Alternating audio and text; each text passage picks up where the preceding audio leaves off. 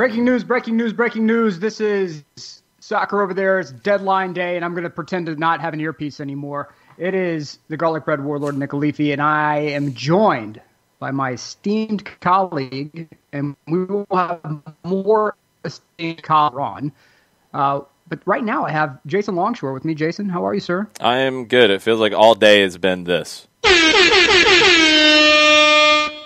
Yes, and it's actually a lot more movement on this transfer deadline than I thought there was going to be. A lot of it's weird because I started totaling things up and getting into okay, you've got the Fiorentina move with Lucas Martinez Quarta, $15 million. It looks like the Chris Smalling move in that ballpark to Roma that bounced around like yes, no, yes, no, yes, no. Mm-hmm.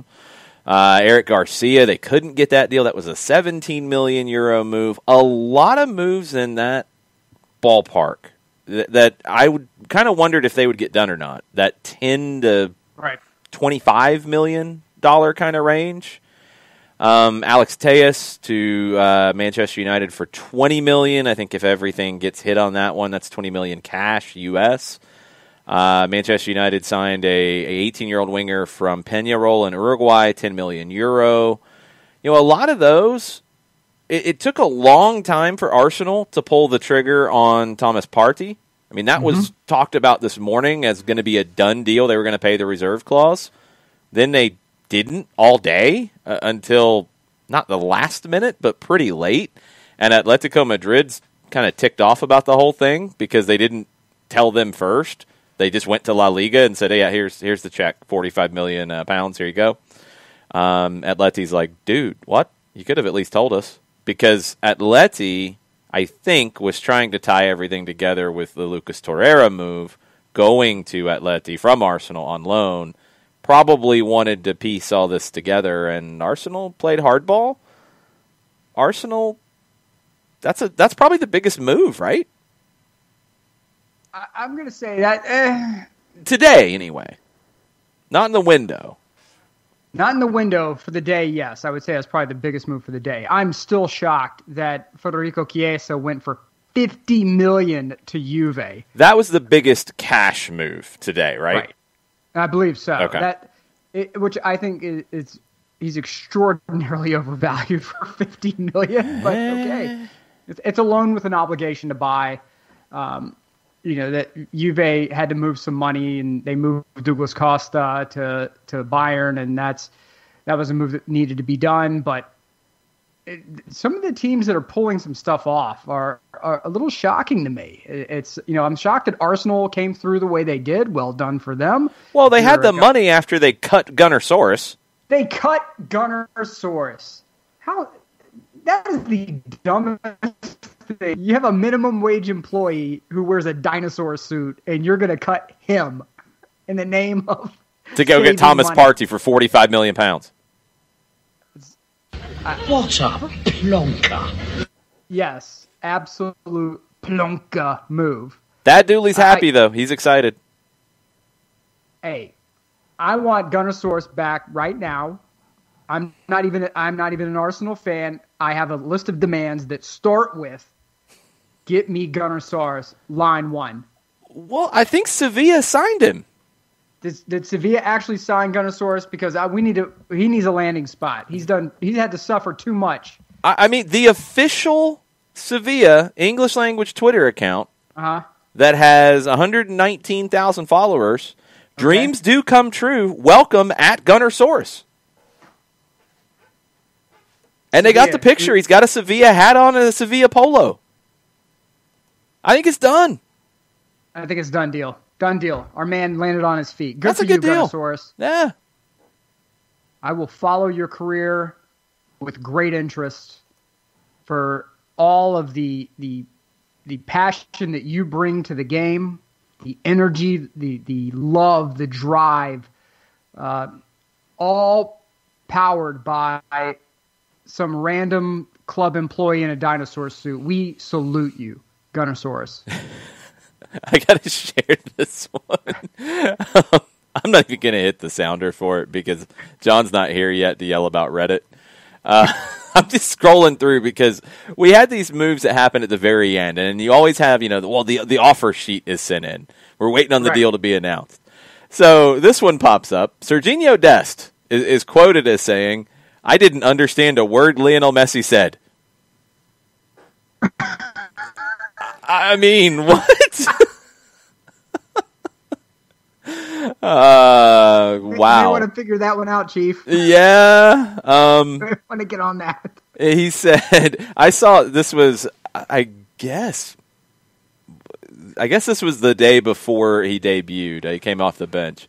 I saw everyone today, and Messi included. The Argentine doesn't speak English, but it was very special to meet him. I am going to be honest. I have no idea what he told me, but as long as we both smile at each other, everything will be okay. As long as we both smile at each other, everything will be okay. Those are words to live by, Sergiño Dest.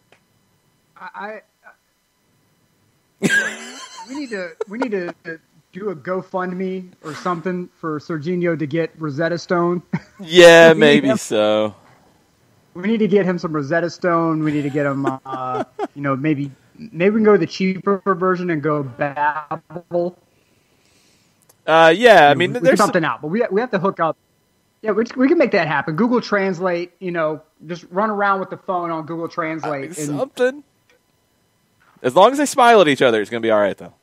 As long as you're smiling. As long as that man's happy, because apparently he is the club now. Oh, yeah, of course he is. I mean, there's no question about that. And he is headed to Argentina to join up with the national team. They are playing in Ecuador and then Bolivia. Bolivia is trying to get approval for fans in the stadium for their World Cup qualifier with Argentina.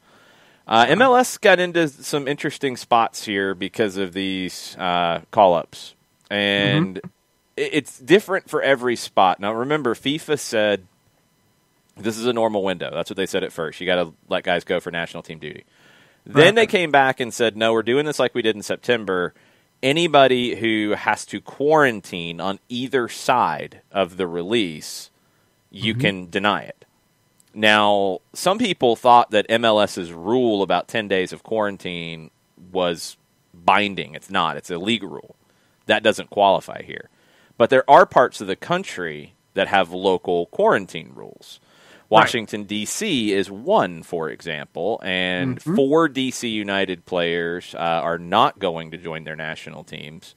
Jordi Reyna and Edison Flores of Peru, Junior Moreno of Venezuela, Eric Sorga of Estonia, because in D.C., and this is a statement from D.C. United, per local government policy, Washington, D.C. currently requires all people traveling to or from high-risk areas as defined by the CDC to self-quarantine for 14 days following their return to the district. The club has not been granted an exemption by local government. So that allowed them to deny these call-ups.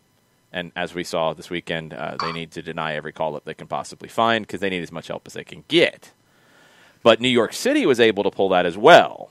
They negotiated to withhold Anton Tinnerholm, Maxime Chanot, Alexander Callens was declined. This was all because of the quarantine situation coming back into New York. Now, Alexandru Mitrița of Romania was allowed to report to his national team. The club, New York City, said that he must attend to a personal matter at home. There are also rumors that he will be joining Al Hilal in a transfer as well, and that has been unsubstantiated as of yet. I have no problem. I appreciate, for once, because we bag on them so often, FIFA, for all the buffoonery that they are a part of. It's a lot of buffoonery. To give them drink, credit by the way. What was that? Drink, by the way. Yeah. Buffoonery. Got to drink. Yeah, drink. Yeah. But for once, they're doing the right thing and just saying, look, if you got a quarantine on either side of it, no, you don't have to go. Because that, for teams that are in tight races right now, that are in, even though it's early in Europe, I mean, we've seen it in Bundesliga. You trip up once and Bayern's gone. And luckily, Bayern has tripped up some on their own this time around, which means that there's even more pressure on the teams below them. Don't mess up. Every point counts. And in MLS, where we have the playoffs not theoretically too far around the corner, well, you don't want to be missing your top players for 2 weeks. That's not, whether it's 10 business days or 14 days or whatever the local municipality or the league rules are. But it doesn't change the league rule doesn't get you out of it. All of you should wear masks. That is also very true. The league rule, this 10-day thing that they decided not to follow when it came to Ricardo Pepi going to play for North Texas and USL, and they decided not to follow when Gonzalo Higuain went to get his P1 visa. That did not apply here. So, you couldn't just say. Doing, by the way? How's Miami doing, by the way? They haven't won since he got there. Right. Just saying. That's going to end up being a bad move. They've been best when they've pressed. They can't press with Gonzalo Higuain unless there are cheeseburgers on the other side of the field. Then maybe the press would be effective. I mean, they have to play completely differently. Yeah. It's crazy. That's the thing is, he's just so great. Don't even worry about it. He's going to score all the goals. It's great. It's no problem. They've played one way with pace and pressing and creating opportunities through pressure. They have not had as much success when they haven't played in that way. So, figure it out. Lewis Morgan had a couple of goals, and Lewis Morgan's a top guy. He's a top player in this league, I think. It was a great signing. That was a great signing. Higuain, I don't know if it's going to pay off.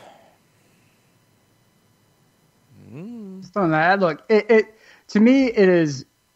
I don't wish ill on anyone, but you can't help but point out the fact that there were many of us who watched Gonzalo Higuain at Milan and Juve who said repeatedly that pace will be the problem for this guy. He's not going to be able to run nonstop. You're not going to be able to do any pressing with him. He's going to be a target forward. He's going to go. He's going to park on the back line. He'll turn and fire. That's it. That's all you're going to get out of him, especially in that Miami Heat. But, good luck to you. And a point of order, if I may. Okay. To get us, we're a little all over the place right now, but I have to do this. It happens. I have made it a point to say when I am wrong on things. And a couple of years back at our super mega one show to rule them all at Rira Pub, R.I.P. Rira, you were amazing. Yes. I said that one Mr. James Rodriguez should come to MLS now because he was riding the bench in Europe. He was picking up trophies after he'd been riding the bench. And the Parceros nuked me on Twitter for about 2 weeks straight until I started producing copious amounts of data to back my claim. However, that young gentleman has gone to Everton and has set the league on fire, and I was wrong. I didn't think he had any more top 3-4 league games left in him, and he should have come to MLS and made some cash. I was wrong. James Rodriguez, he's exactly where he belongs. Carlo Ancelotti's got those boys humming. So good for him. I salute Mr. James Rodriguez, and I salute him for getting, maybe showing Real Madrid that maybe you guys missed out on a little something if you'd actually fielded him once in a while. That's accurate. Okay. Windows are closed, man. What's going on? They're not closed in some parts of the world. This is, oh boy, let me try to get this correct. So, reporter for the newspaper Okaz, and with Al Akli, the Twitter account is Rabana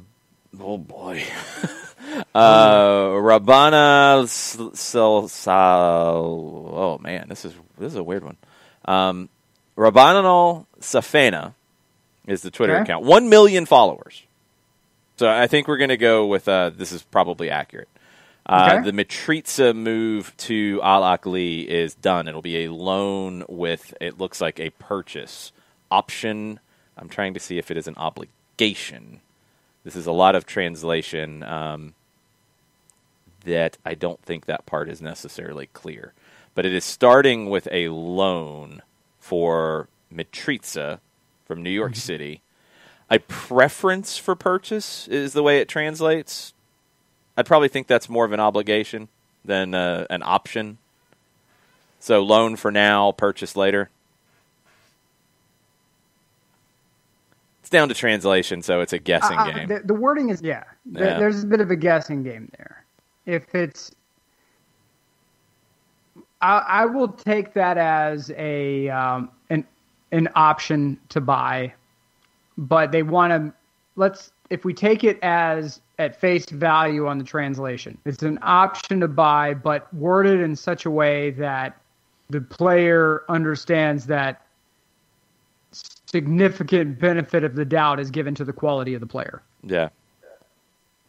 That's how I'm reading that particular. It is it's a done deal. They got the video to go along with it. So it's a done deal going on loan to Al Ahly from New York City. And now that's an unexpected one. I mean, I don't know if this is Pity Martinez kind of situation or not in terms of the amount of money we're talking about.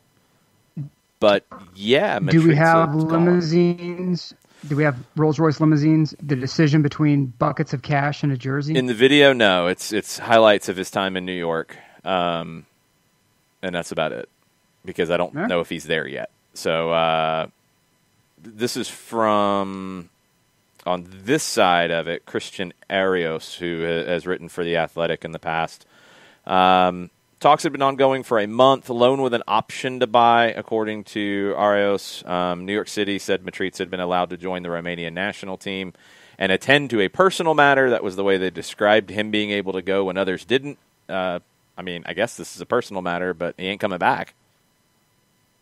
No. So, okay. Hey, look, good for these guys, man. Good for these guys who are getting these moves. I know that a lot of us out there want to say, oh, well, we should be shipping players to, big leagues like the Prem or La Liga, Serie. I am for going where the check clears. If you're working in retail, the best customer is the one with money. If the card swipes and it says accepted, that's a good customer. So if somebody wants to come in and do loans or they want to buy players and they're willing to fork over the cash to get it done, I'm okay with that. I have zero problem with whatever league, because the player has a say in the matter. So if the player says I am okay going to the Middle East, fantastic. Yep, bring it. Because if you look at some of the deals that are going on in Europe, especially in this window, where it's $5 million, $10 million, loan with an option to buy, maybe $20 million spaced out over a 2-year period. And then you realize that Atlanta shipped off Pity Martinez for that kind of money. Yeah.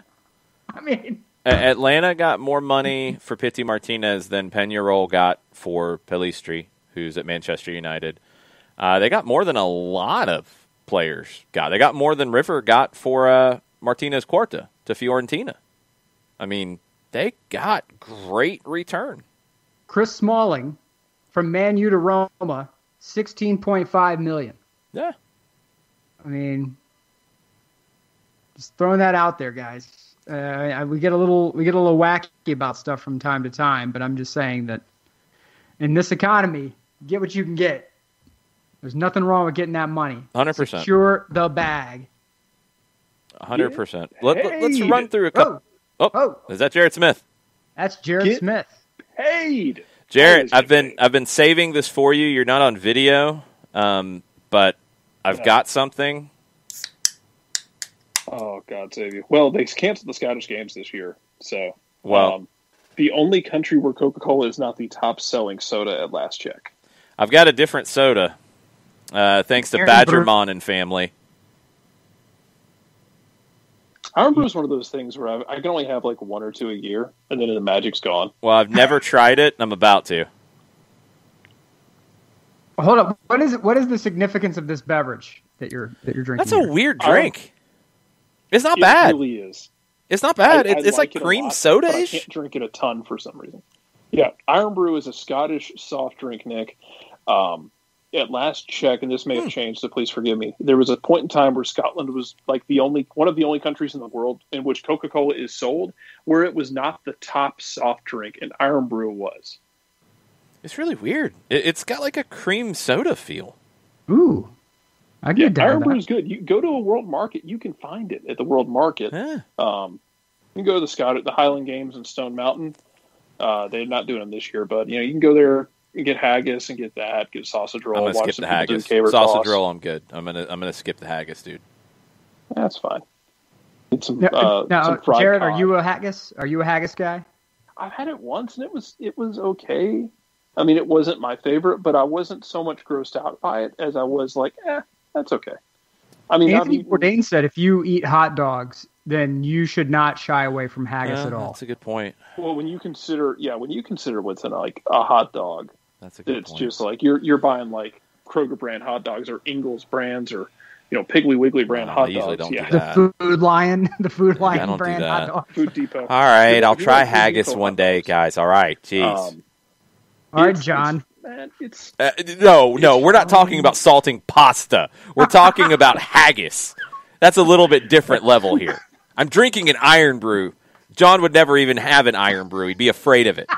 well, you should be, and if nothing else, for the celebration that Celtic just signed their first Uruguayan player of all time. It is their first Uruguayan player of all time. He's got some hair too. It's interesting.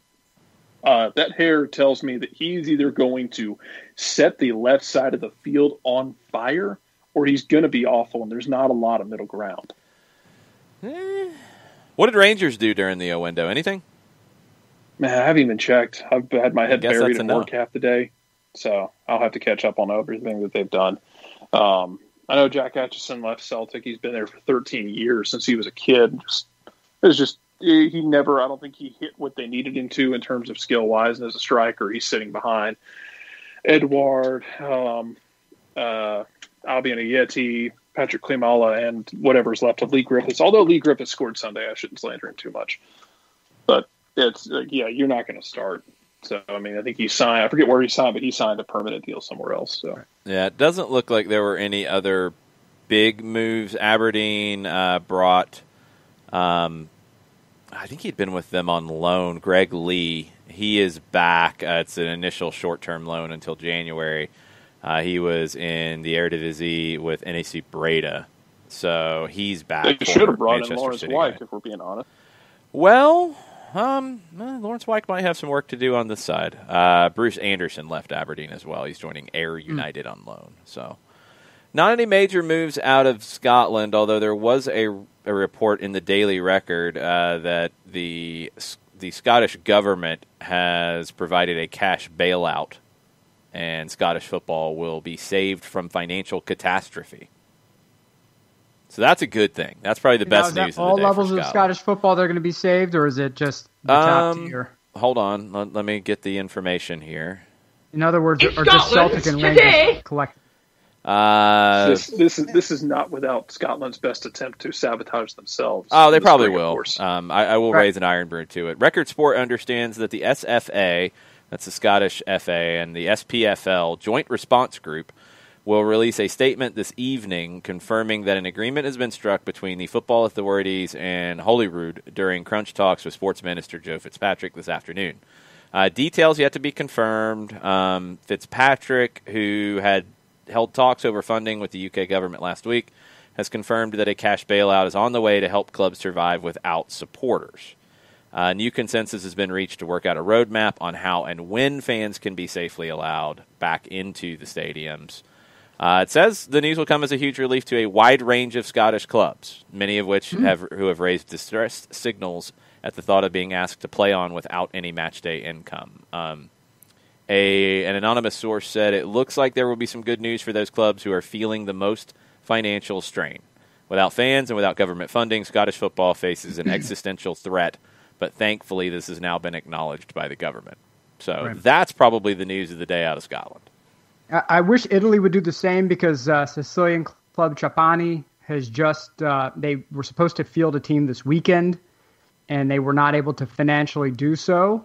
And as a result, they have been demoted, and they are about to declare bankruptcy. So it is the tidal wave for the smaller Sicilian clubs has started, for sure. Okay, before we get into an Italian conversation, because I need some clarification from you on what happened. D. Graham with a question, and this was another bit during the later stages of the window. Jack Wilshere announced that he was terminating his contract at West Ham, so he is now available on a free, and he's saying he will sign somewhere very soon. D. Graham says, where does Jack Wilshere land, in our opinion? He talked about not getting the opportunity to play, did talk about injuries, of course, at West Ham. I don't know. Like, it's a weird one because, I mean, he's completely on a free now. Yeah. So, you start to think of the clubs that struggled to spend much money, and you're like, okay, would they go get Wilshere? They'd be the ones, but would he want to go there because he's going to have his pick? Mm-hmm. I don't really know. I honestly don't know where he will fit right now. I don't know who would take a flyer on him. It's hard to gamble on the guys who are with a free because there's so much volatility in that. Because if you're free somewhere, it's really who the player, where the player wants to go, where he thinks he's going to get playing time. No doubt he's getting suitors. People are calling him. But when you start removing who can pay, theoretically, I mean, do you think a club like Fulham would take a shot on him? They need to. Valencia needs talent, to do something. period. Valencia needs to do something because their manager's ready to walk. Javi Garcia has requested a meeting with the club president because they have failed to make signings. 7th permanent manager since the owner Peter Lim took control of the club. They have not made any new signings, and they've sold a bunch of players, and they need something. Maybe they can go get Jack Wilshere and keep Javi Garcia. Hey, Fulham, Sheffield, Burnley, West Brom. Burnley's one who didn't spend anything. That's actually a good shout. I mean, you need talent. If you're anywhere in that bottom four right now, you need talent. And Fulham is in need of talent, prayers, copious amounts of holy water, a couple of chickens being sacrificed. Not that we condone animal sacrifice here on the SDH network at all. We don't want that. We recognize that there are people in the world, Sicilians, who do that. So, do what you do. I'll just give you this. So you type in Jack Wilshere on Twitter to see, what the news could be. And you're getting people saying he should sign with Cincinnati. He should sign with Leeds. He should sign with Brentford. He should sign with Crystal Palace. He should sign with Rangers. I think that's the most recent ones of people saying, hey, go get Jack Wilshere.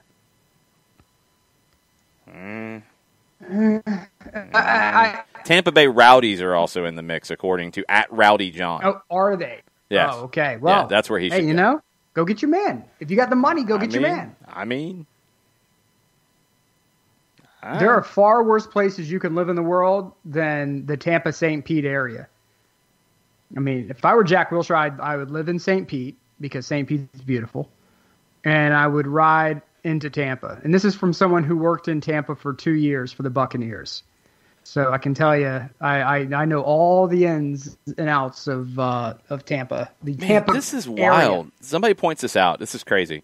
So 28 years old, Jack Wilshere, Mario Götze, both without a club. Yeah, 28. This is like, do you remember the return man for University of Florida, Andre Dubose? Yeah.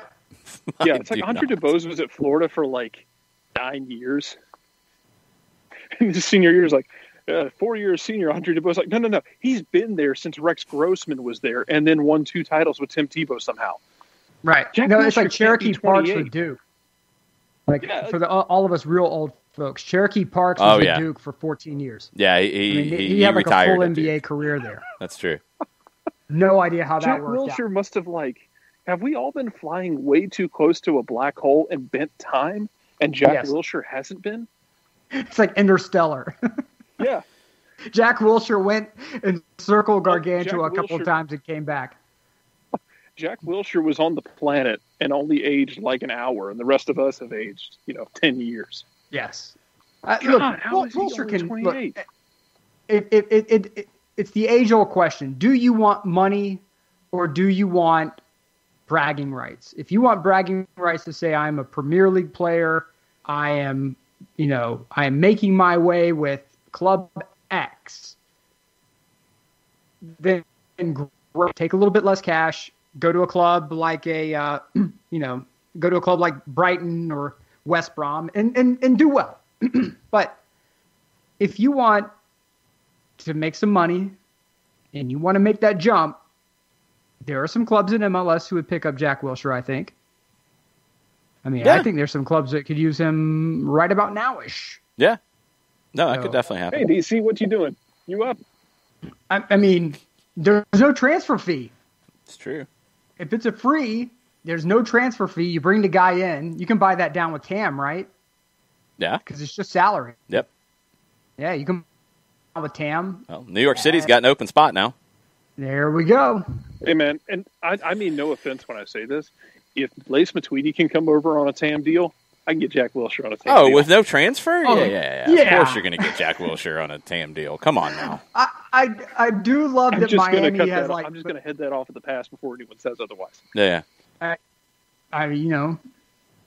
love that Miami has Matuidi and Hamburglar and they're not winning anything. That's hilarious.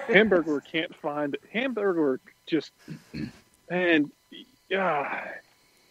can't find the goal with a map in both hands. Hey, I'm not mad. I'm not mad at him. What when he was with Milan, he was there.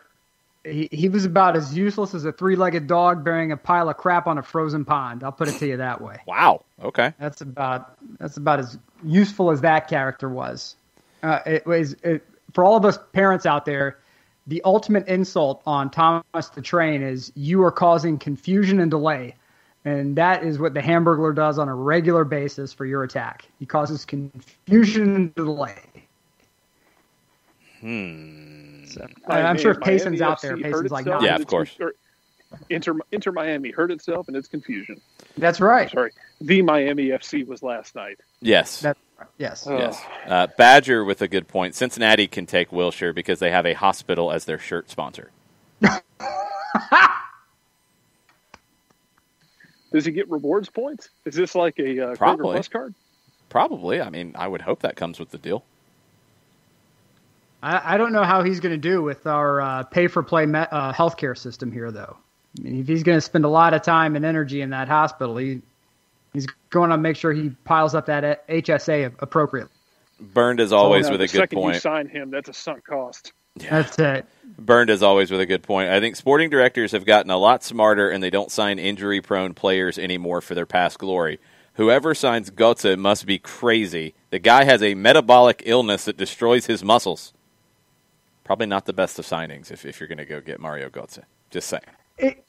If you're Mario, you stay in Germany where and you become like a brand ambassador for Borussia Dortmund, and you just start posting TikTok videos of you destroying people in pickup games. Like that's your new life. Okay.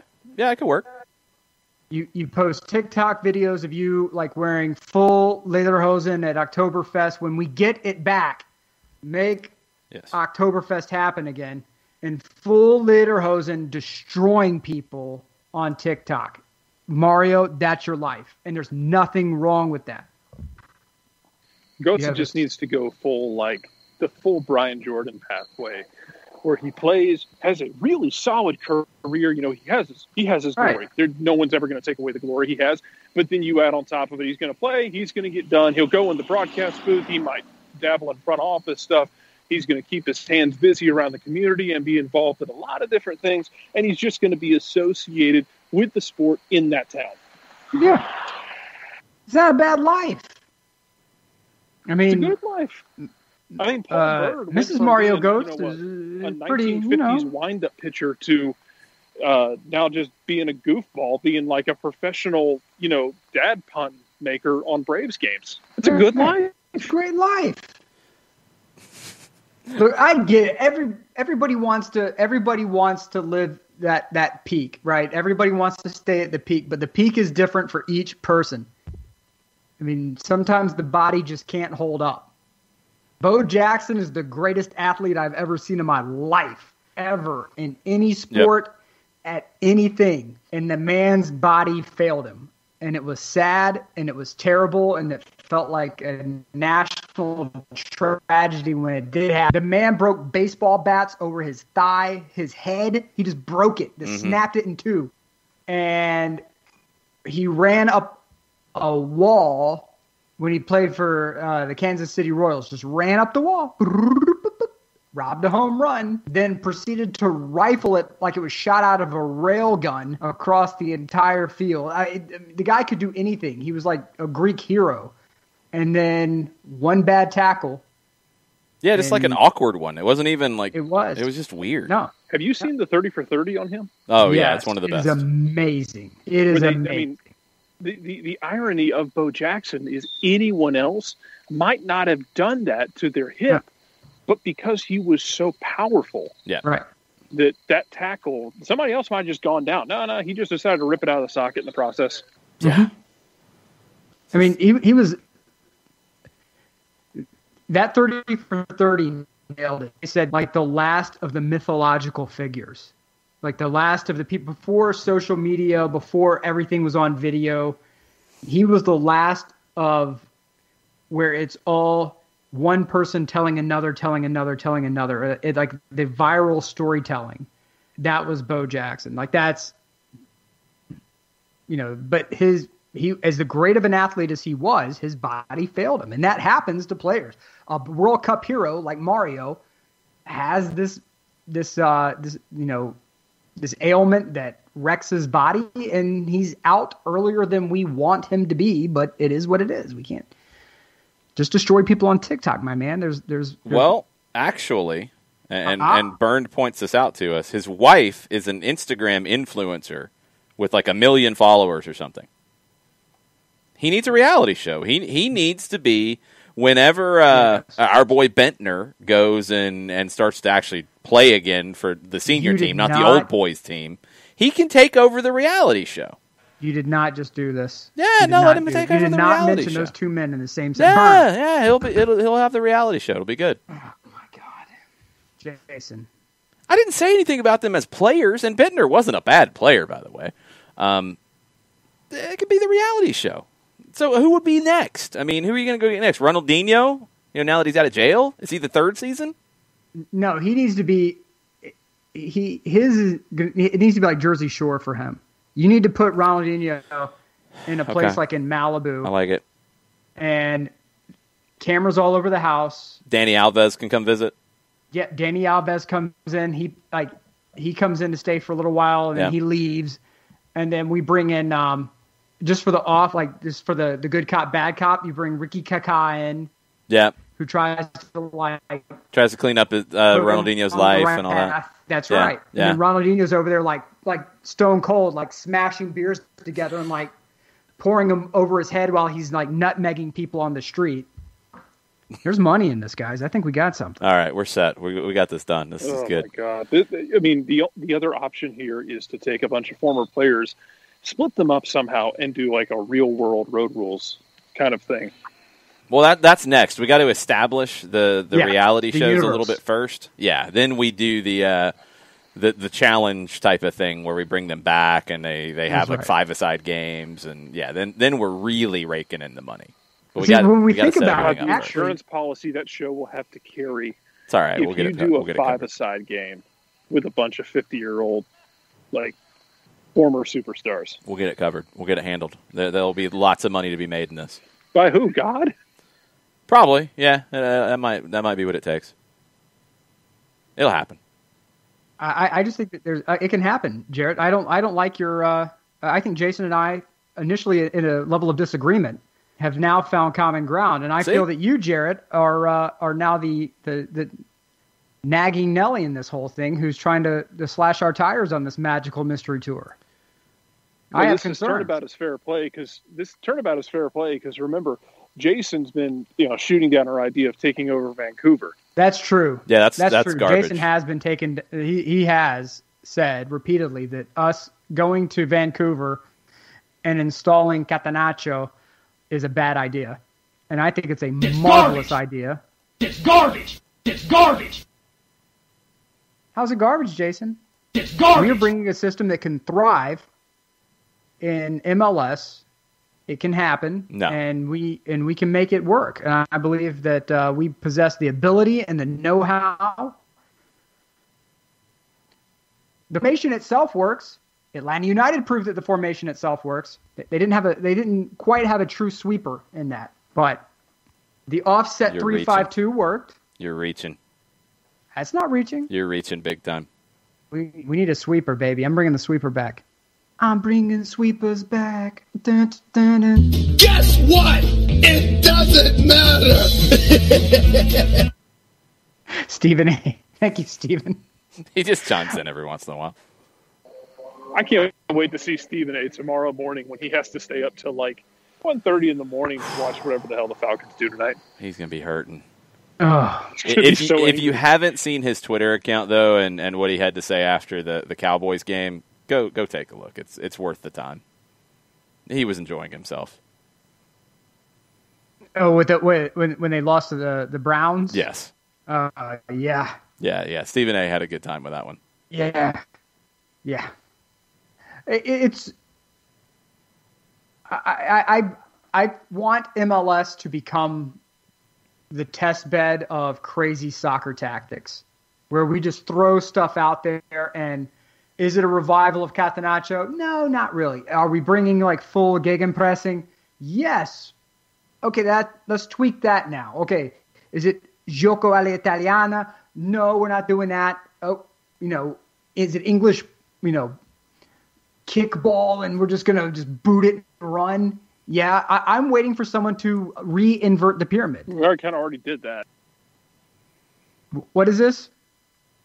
I mean, kind of already did that as a league in different points back in the day of kick and chase.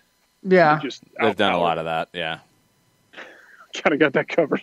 Yeah, I want someone to re-invert the pyramid. I want like 5 forwards up at the top. Let's just go to let's just reinvert the pyramid and go for it. Why not? I mean, every game is like 7-5. Love it. Let's go. Thad Dooley wants if the sweeper's coming back, the stopper's got to come back too.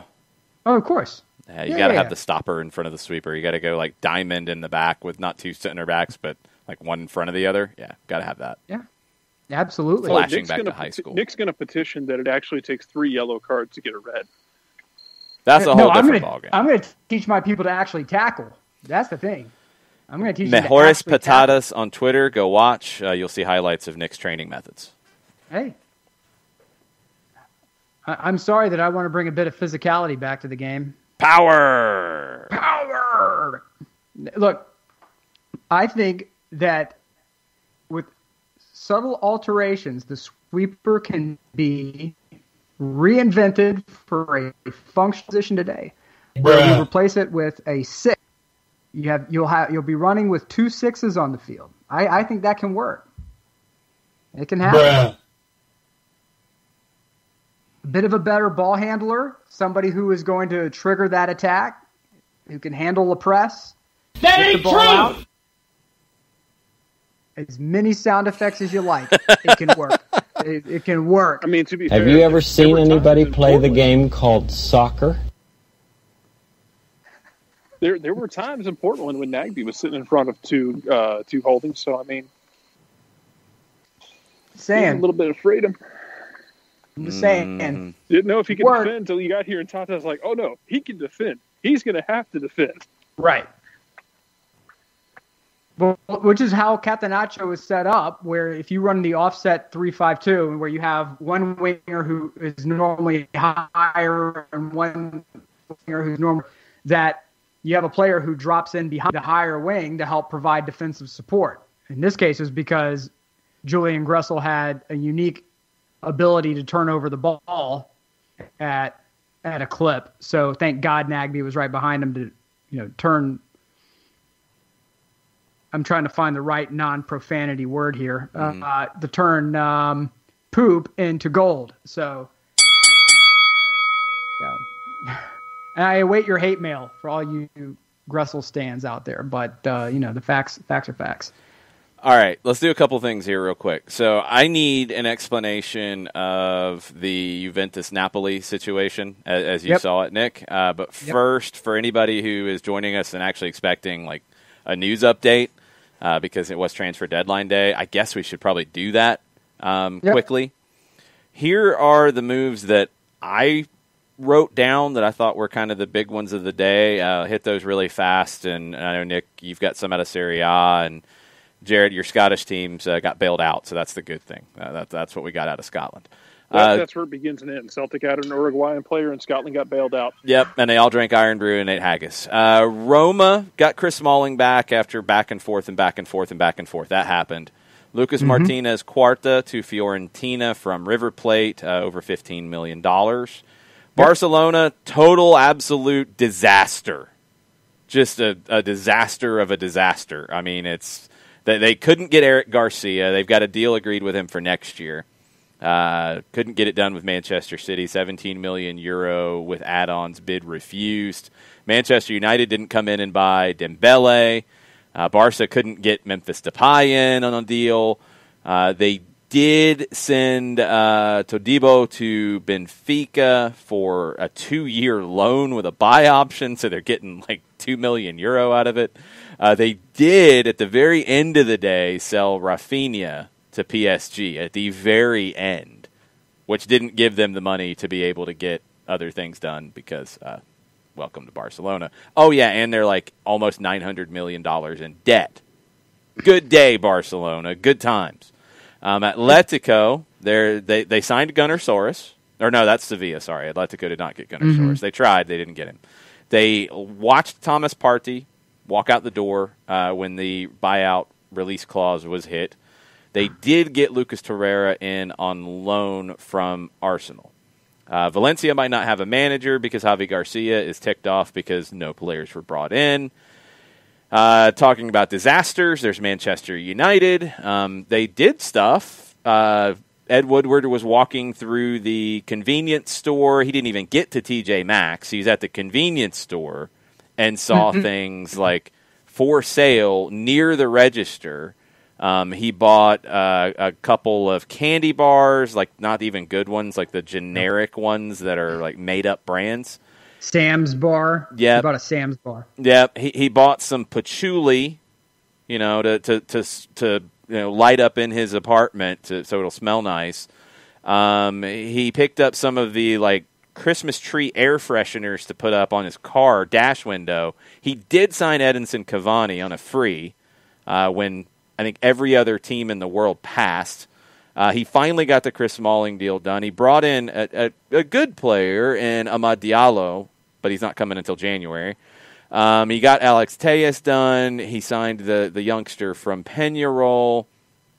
Oh, and the Mirror reports that they're not going to, fire Ole Gunnar Solskjaer after they haven't given him anything, and they talked about Jadon Sancho for months and months and months. They're not going to fire him over the international break, but according to the Daily Star and the Mirror, they have made contact with one Maurizio Pochettino after yesterday's result. So, continue the cycle. Don't give the right players to the manager, then blame the manager. Then, you continue the same cycle where you're garbage. Garbage. Arsenal, good move in getting Thomas Partey. Chelsea, not able to move Antonio Rudiger. He was really close to going to Tottenham, according to The Athletic. Chelsea were going to let him go. Mourinho had a conversation with him. Good talks. Everything was set. And Rudiger said, I don't know if I want to go because that's one of Chelsea's biggest rivals. I'm going to stay and try to win my spot back at Chelsea. Really interesting. And just for you, Nick, Milan made an approach. Roma made an approach. Barca made an approach. They couldn't find the right deal. PSG really wanted to bring him in. Why is Barca approaching anybody to bring in? Because they're showing up with like $5 and a stack of coupons. They're not showing up with anything real. The only thing they have right now to pitch players is the opportunity to play with Messi. Yes. That's it. That's all they have. That's it. You can play with They got Dest. I mean, I'll give them that, but they tried to get Rudiger. They couldn't. Thomas Tuchel is like furious because he can't get anybody. He wanted Rudiger, didn't get him. So, Thomas Tuchel's going to be even angrier. Leeds went out and got Brazilian winger Rafinha. Didn't require a work permit. He's got an Italian passport. So they've added to what they have. Fulham did add Ruben Loftus-Cheek and Joachim Anderson. That happened pretty late in the deal. Southampton got Theo Walcott. Everton, at the very end of the deal, went out and got goalkeeper Robin Olsen on loan from Roma. That one was a little bit of a surprise. Mm-hmm. And then the Barcelona deal with the other Rafinha going to PSG, that finally did get done very, very late in it. Couple moves out of... Go ahead. The Olsen move is not that much of a surprise from the Roma perspective because Monkey, who was the previous sporting director, has been known for developing keepers. He's the guy who brought in Alisson and turned him into just an insane player. That you're welcome, plucky upstarts. So Ancelotti went and got this guy that Monchi had brought in to Roma because I think that happened last year, if I remember right. Right, and so they wanted Olsen as that next Alisson project, that person who they could bring in with the raw skills, develop them, and then sell them for north of like $40 million. Obviously, Olsen did not do that well. He had some initial struggle. They put the best lineup in front of him, either in his defense. So he is a player who needs a fresh start. Ancelotti, who was obviously at Napoli, has seen him up close and understands his abilities. So he's going to he's purchasing a known quantity with this, even as a loan. It's really a risk-free option for Ancelotti because he knows what he's looking at. Yeah. Out of Argentina, a couple moves that are a little interesting. City Football Group went down to Talleres and got Nahuel Bustos for €6.5 million for 65% of the pass. 5-year contract. He's going on loan to Girona to start things off. Really good, promising young player. That's a good get for City. And Ivan Marcone, a player who I think was like realistically linked to Atlanta United at one point. It wasn't just speculation. He's at Boca, but his pass was controlled by Cruz Azul. They sold him to Elche of Spain. So he's going to Spain. That deal is done. Charlotte FC did actually make a signing today. Their second ever signing, Australian attacking midfielder Riley McGree, signed from Adelaide United. He was a highly coveted player in the transfer market, according to Charlotte FC. That might be a little exaggerated. He is on loan to Birmingham City for the 2020-2021 season. But they have 2 players now under contract, and they don't start till 2022. Hey, one thing about the Australian players, I'll give you this. The one game that, actually the 2 games that I fear the most for Italy in 2006, and I know that 2006 was like ancient history, but it still goes to say that the United States and Australia were the 2 games that I feared the most for Italy because styles make fights, and the Australians are players with steel and respond what their technical gifts are or are not. They have the ability to make anything into an absolute slugfest, and they will grind you into the ground. So if you're Charlotte and you're looking for players who can come in and provide a little bit of steel immediately, that's not a bad get. Is it the meat pies or is it the Fosters that give them the steel? Is it the meat pies or the Fosters that give them the steel? Oh, it's the Fosters, baby. Have you seen the size of those cans? Those things are like... Yeah, those things are ridiculous. Like chugging a bucket. That's accurate. I can't handle it. I'll have my iron brew instead and sip on What it. was that sound effect, though? That's me. Yeah, That's the chugging of the bucket of beer. I've been around enough rugby players to know this feeling. Just, what are you? Yeah, that's accurate. We'll see if Riley McGree is that. All right, Nick, I need an explainer. All right. Why did Juventus announce a lineup and have guys come to the stadium and then have a press conference afterwards where they said some things that were kind of weird? All right, so remember that Napoli had that trouble where you had Genoa. Was it Sampdoria or was it Genoa? Genoa. Yeah, so Genoa had all of the players test positive for COVID, and they played Napoli, and there were players who got in each other's faces. And as we have stated on the show repeatedly, there has not been proven cases of transmission on the field of play. Mm-hmm. We have two Napoli players who tested positive. Now, as we have witnessed with Tennessee, as Genoa, and not, I'm taking politics out of it, but look at the White House. In a confined area, it spreads like wildfire. This is not a political statement. It's a fact. It just spreads quickly. And so you have a situation where Napoli believes they are doing what's right for the public good in locking down. The local health authority told Napoli, you are not allowed to leave Campania. You're not allowed to leave. The state, right? Yeah. Okay. And so they were supposed to get on a train and go up to Torino. When the local health authority says you can't leave, you're not leaving. Now, Serie A did not cancel the game. Why? If you look at AC Milan, Zlatan Ibrahimovic contracted COVID-19. Milan did not cancel their game. They showed up. They played. I hate Juventus. I do not like Juventus. I got a message from an MLS employee who will remain unnamed, who pleaded with me to please stop trashing the Juve selection for the MLS All-Star game because it was their primary focus, and because of my tremendous respect for this individual and love for this individual, I dialed down my hate. Though I still would openly say that I disagreed with the selection, I would not pile on. Okay, that's that's open to interpretation. That's open to interpretation. Me and this MLS employee have not spoken since. I'll put it to you that way.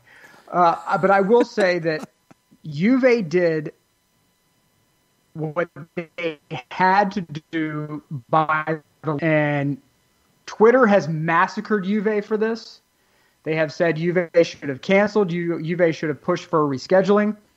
I have news for people right now, and that is Juve is in 8th place in the league. Yes, it's early in the season, but they are in 8th place. They need 3 points. If Napoli's not going to show, that's a forfeit. That's a 3-0 forfeit in Juve's favor. So you can follow the letter of the law, but still make the wrong choice morally. In my opinion, Juve made the right choice from a business perspective because 3 points can be the difference between a Champions League spot and a Europa League spot. And you have Atalanta looking like they're getting ready to pull a Liverpool on Serie A and run everyone off because they've scored 5 points plus in their first 3 games, like 5 goals. They're going nuts. They're running everyone off. You have Milan, who has not lost in 15 games. They haven't lost it since the COVID restart. They have not lost. Bonkers, cutting last-minute gifts from above, however you want to call it. Milan has not lost. Sassuolo, they're in 3rd. Inter in 4th. These are squads that have the ability to score and play exciting ball. Juve, a lot of turnover. They need every point possible. I agree with all the haters who say that they should have pushed for rescheduling. They did not, because the league did not require it. So if you go back on ESPN Plus and you watch the game, it's there. They do the full build-up. The players are there. They're in their warm-up clothes. There are fans in the stadium. The ref is walking, because it's raining, is walking around with the ball, walks in front of the goal, drops the ball in front of the goal to see if the conditions are playable. Everything is on the level for one reason and one reason only, and that is because Agnelli demanded that everything be treated like a normal game, which includes Pirlo putting out a roster, which includes everything being lined up as if it were real. So that way Juventus can go before CAS, they can go before the league and say, we did everything humanly possible to play this game, and Napoli did not show. Now, for a little bit more depth, there is a tremendous history between Juventus and Napoli. If you go back and you watch the Maradona documentary on HBO, you get to see some of this in action. Naples suffered a horrific cholera outbreak. Now, Naples traditionally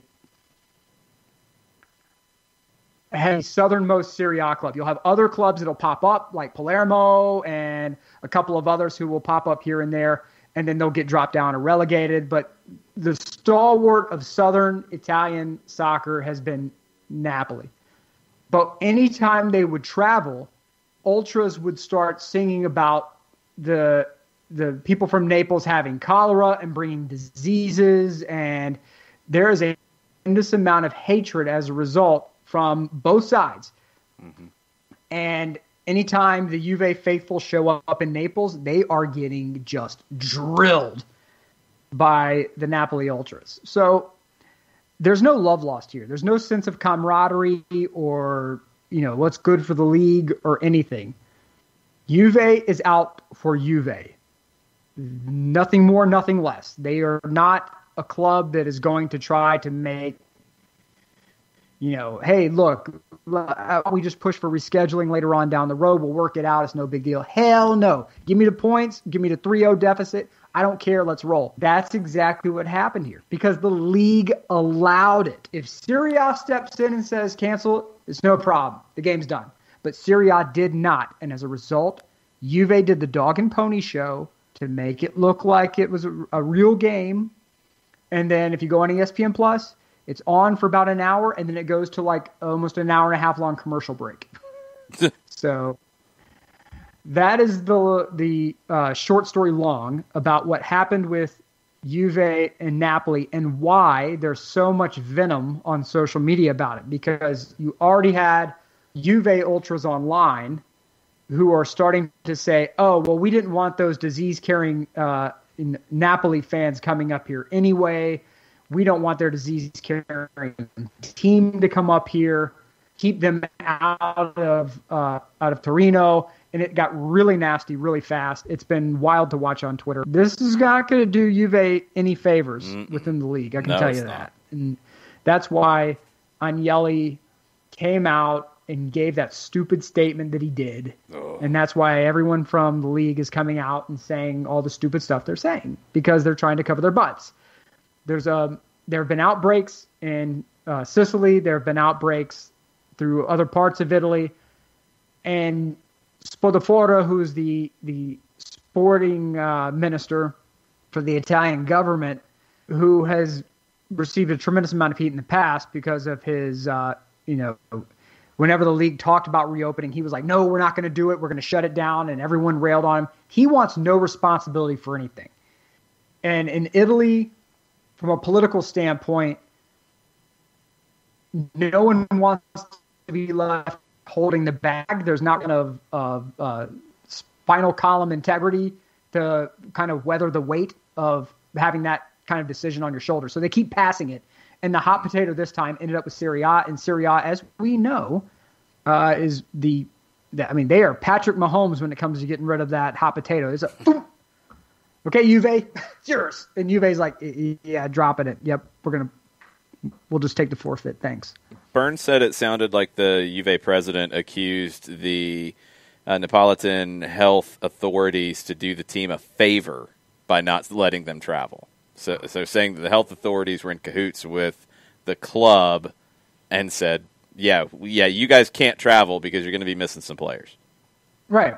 And the challenge with that argument, and really what helps Juve in this, is that Milan, we've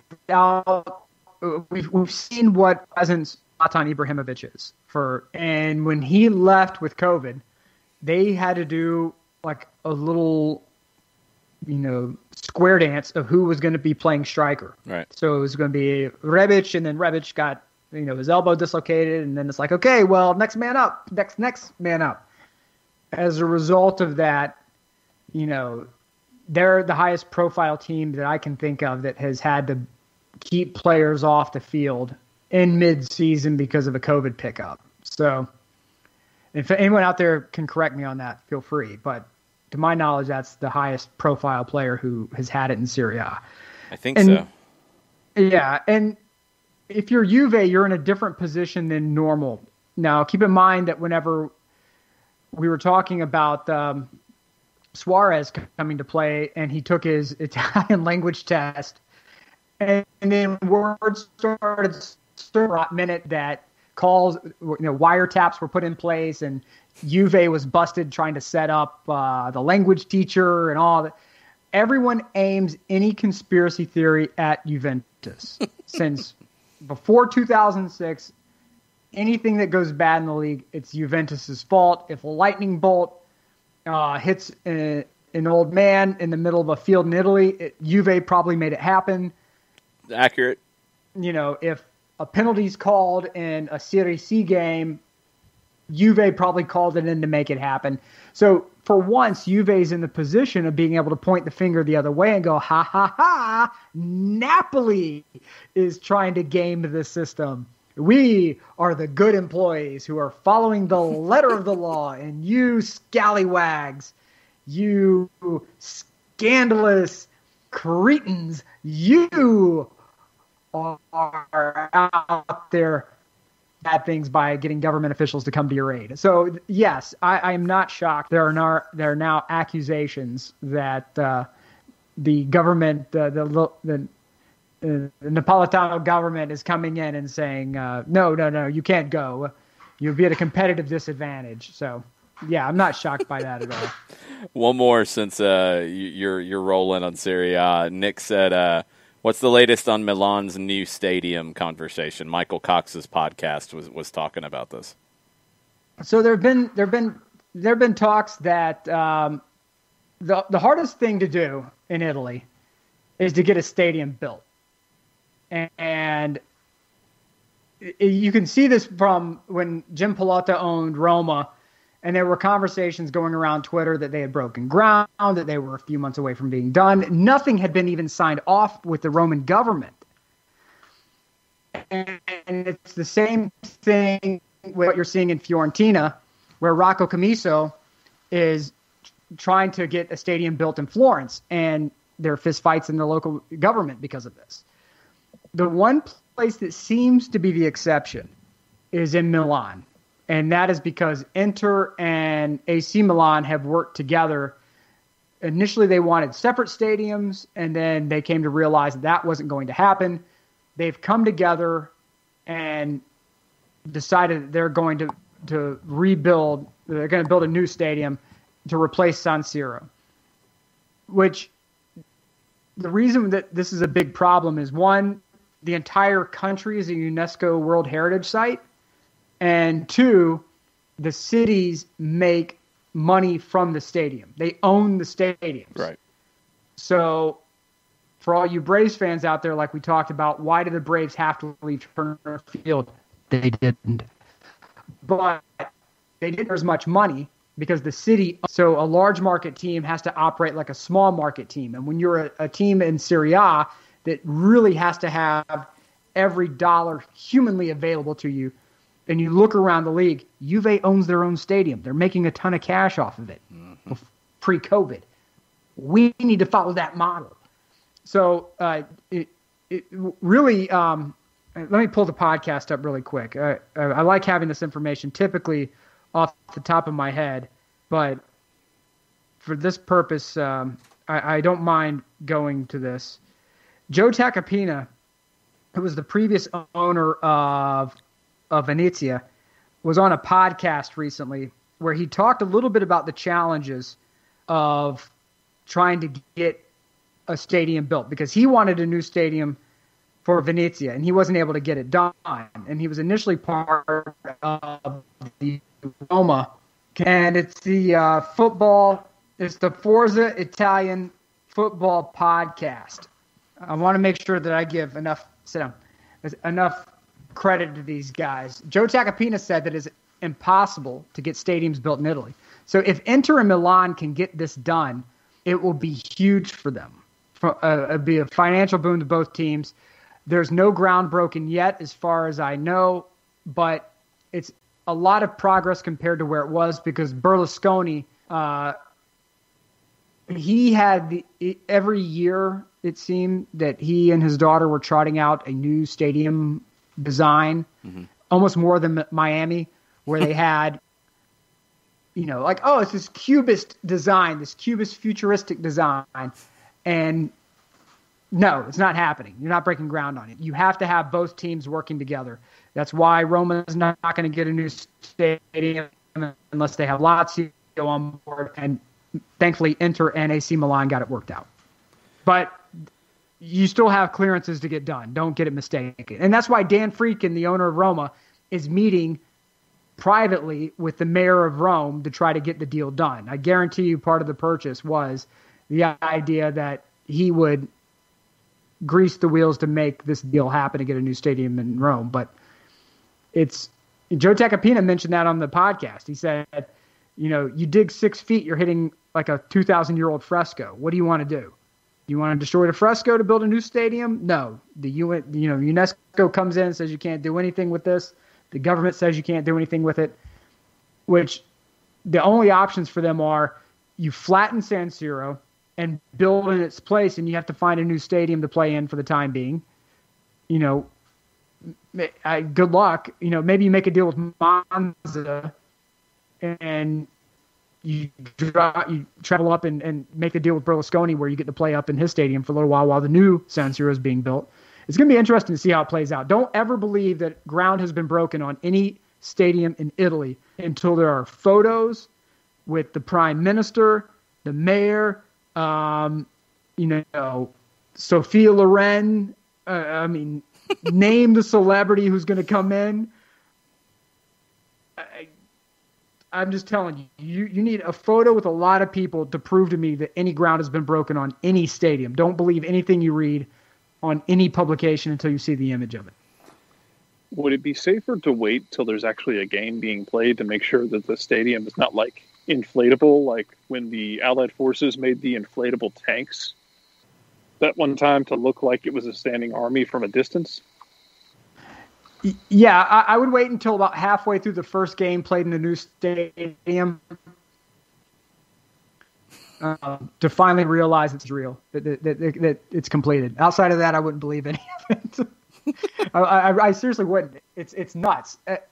I'm trying to remember who it was that was messaging me on Twitter saying, "Hey, you're not talking about Roma, almost being done with the new stadium." I'm like, that's because Roma hasn't even broken ground on a new stadium yet. He's like, yeah. No, I'm reading that they have the ground is broken. They're almost done. They're a couple months away. No, Jim Pilata never got a deal done with the mayor of Rome to even break ground, because the challenge was they were going to try to build near Stadio Olimpico. That was shelved. Then they were going to have to build away from the city, but that would involve putting rail transit to the stadium, and they couldn't get approvals for the rail transit, so Pilata had to abandon the deal. Kefsey said it's a fenced-in area of nothing. Yeah. Yeah, you're not getting anything. No, the problem is that governments in Italy change so frequently that you can have a deal with one person, and that doesn't necessarily mean that deal's good 6 months from now. which is why the cities have been able to control the stadiums for so long. And that's also, like, look at Napoli, it's a prime example. Aurelio De Laurentiis wanted to do a massive overhaul of the stadium there. And the government was like, no, you're not doing it. Because he wanted a controlling interest, like controlling revenue from anything that was done. They said no. He went and bought Bari. He bought a team. Bari went bankrupt, and he bought the team, and he's renovating that stadium. He owns 2 teams in Italy now because Napoli wouldn't, or the city of Naples wouldn't give him the green light to do radical refurbishing to the stadium. Well, if you're going to tie the hands of owners who own the team and want to invest and want to make your city a sporting destination, not just you're going to come here for whatever artifacts are here. Like if you go to Milan, you can go and you can see Da Vinci's Last Supper. You have to walk through like 6 airlocks to go and see the thing. It's amazing. It's beautiful. Everyone must see it. But there are those of us who would get on a plane and go somewhere to watch sports in other parts of the world, preferably in a stadium where we're not going to get stabbed in the butt by renegade ultras or have to get routed through an opposing fan section where we're accidentally wearing the wrong colors. We want to have modern stadiums. Juve figured it out. The city of Turin was like, yeah, no problem. Go for that, champ. And they have 2 stadiums. Torino plays in theirs. Juve plays in theirs. Juve makes a wall of cash off of it. So hopefully Italy got together. The more American ownership that's getting involved, and now you have Kraus with Parma, I'm hoping that they start. It's going to be the cities outside of the traditional tourist hubs that get it done. Like I think Parma can get it done. Milan can get it done. I don't know if Venezia will be able to get it done. I hope they can. Tacopina's talking about buying Catania now in Sicily. And if he gets a hold of Catania, he can absolutely get it done down there. That's not going to be a problem. So it's something that is really tying up Italian soccer as a whole. And it sounds like its own telenovela. It is a telenovela. It really is. Like, poor game, slap upside the head. How dare you try to spend money on this club. 1990. Spaghetti. Ravioli. Mamma mia. Sip. Sip my spritz. Sip it. I had to sneak it in there because I know you got to leave us here shortly. I do. I got to leave right about nowish. But if you want to know why there are challenges in Italy with building stadiums and why every year you hear about some new team that's going to do it, then that's why. And that's also why Roma changes hands so frequently. A lot of these stadiums, the last renovation was done for the 90 World Cup. And so you can't have that. You got to, that's, and half our listeners, I think, are younger than the stadiums than the renovations, even on, when San Siro, which people will say, oh, this is, this unbelievable, legendary stadium. I mean, it was last renovated for the 90 World Cup, the same with Stadio Olimpico. You can't go that long. You have to updated stadiums. It helps reduce hooliganism, which is what England found out. Mm-hmm. I will never forget. I used to play. My dad plays soccer still. I don't know how he does it in his 60s, playing with over 30s and all that, and over 40s. He's mad now because he has to play with the over 40s and pushing into the over 50s. But time waits for no man. But one of the guys he used to play with, when we would all go out after these like marathon 3-hour games, and we would go grab beers, and he came up through the Leicester system, and he was telling me about when he was a kid and his dad would take him to games, that everyone would just pile into the stadium, and that if a kid had to go pee, the kid just stuck his arms up, and the dad would pick the kid up and pass the kid forward, and the kid would be body surfed to the front. They would put the kid down. The kid would drop pants and you had a line of kids at the front at field level peeing, right? And then when the kids were done, they would pull their pants up, put their arms up. The person right there while watching the game would reach down, grab the kid, and lift up. And then whenever the kid got body to God the kid is really finished peeing. Yes. And so, of course, the question I ask is, well, dude, what happens when dad has to pee? He's like, oh, he just drops trowel and he pees right there. Like you're standing there and all of a sudden you have somebody peeing on your leg. Wow. And that's because the stadiums were not designed for the comfort of the fans. They were designed to get as many butts into the building as humanly possible. And that was like phase one of stadiums, not just in England, but in Europe in general. Unfortunately, not every country has adapted the idea, hey, you know what? We should have concourses with souvenir shops all over the place. And I can buy, oh, you mean this line over here is way too long for beer and spritzes and God knows what else? Okay, I'll go to this one that's 2 sections over. And Joe Tacopina talked about that as well when he talked about stadiums. He said, you can't buy the jersey of the team you're supporting that day inside the stadium. But outside, you can buy the knockoff kit for like €4. So how's the team making any money? And so they're so slow to change because they can't keep a government in place long enough to enact any meaningful change or keep any deals that allow progress to take place. So that's why Syria is in the position it's in. And it's going to take, and I hate saying this because my cousins are going to kill me, but it's going to take Americans with billions of dollars coming in and saying, I will buy what I need. Who do I need to put cash in front of? And that's the only thing that's going to make changes in Syria, unfortunately, because the Italians aren't going to do it. Short story long. Yeah, short story, for sure. Oh, hold on. I gotta give props real quick before I get out of here. Hold okay. On. This kid right here. I know that kid. In his game this past weekend. Jackie pulled a Zlatan.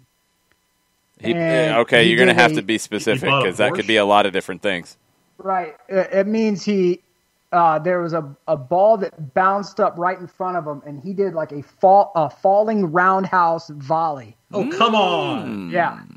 And scored. And then he had another one where he was falling backwards and knocked it and just chipped it right over the keeper's head. So 2 unbelievable goals this past weekend for Concord Fire. But what was the celebration? Shout out to Jackie Fresh for pulling the Zlatan. What was the celebration after the goal, though? I need to know how he celebrated. He did the Wakanda Forever. Nice. And then ran back doing the bomber wings. Oh, that's a classic. Yeah. That's a throwback. I like it. So there we go. So that's it. And on that, ladies and gentlemen, my time on the show has come to a close. I got to get this one here in bed. All right, you got to hit the right pose because your picture is going to get stuck when you disconnect. Right. So you got to do it right and press disconnect. I got to do it right. I got to hit disconnect. You got to disconnect. All right, very well. Okay, so let me get everything lined up here. All right, you want to get in on the pose when we're frozen? Yeah. Okay, get in here. That's really what you want to close with? Yes, That's your closer? That's your closer? Okay. Mucha mucha euro yaw. I think you nailed it. I think you did. All right, not bad. So John is with us from somewhere. Where? The beautiful, bustling metropolis of Thompson, Georgia, in McDuffie County. Thompson, not Thomaston. No, Thompson, about 30 miles east of Augusta. Okay. Should I be sorry? As long as everything sticks to the recording disc tomorrow, hopefully the answer will be no. Okay, fair enough. If not, woe be unto everybody involved when all of the data isn't on that disc. That is accurate, sir. Yeah, that won't be good. Okay, couple things that have come up with the transfer window closing. One move we were waiting to hear something about was Brendan Aronson, and according to their managing director, Stefan Reuter, this was on, I believe, Red Bull Salzburg's own podcast, or it could have been a separate podcast that he was a guest on. Sky Sport Austria has the news that he'll be announced in the next transfer period. So nothing went wrong. It's a done deal, but they're not going to announce it now and have him join in January. They're just going to do the deal for the next window. So Brendan Aronson to Salzburg still on. At the risk of it sounding like black helicopters, because I don't mean it to, I'm wondering if this is also the McKenzie route. We just haven't had anything said. But if, McKenzie ends up departing in the next window as well. Yeah, very well could be. I mean, it was kind of a weird thing because the way it was being talked about was that it was a done deal and he'd be loaned back. I mean, loaned back or just not being sold until January, it's the same thing. I mean, he's just going to finish out the season and then go. So, no shock there. Now, there was some talk as well at one point about Brian Rodriguez of LAFC going to Torino, and that did not happen. Now, Info LAFC on Twitter, which linked to news. Actually, it looked like Cagliari was one that popped up that might have jumped Torino. So, news out of Italy that they weren't going to get the deal done because LAFC did not agree to the loan with an obligation to buy. It was a €500,000 loan, €10 million obligation to buy if he played in 75% of Serie A games this season. Didn't have an EU passport either, so that one fell through. You go back and you look, and Tudor Rahman, who is a great follow for MLS business news, MLS marketing, but also transfer stuff, he breaks it down why LAFC can't do that move. They have to, based off what they purchased him for and the sell-on that Peñarol has, they have to sell him for more than $16.8 million to make anything on it, to get $1 million in Did they pull Celtic?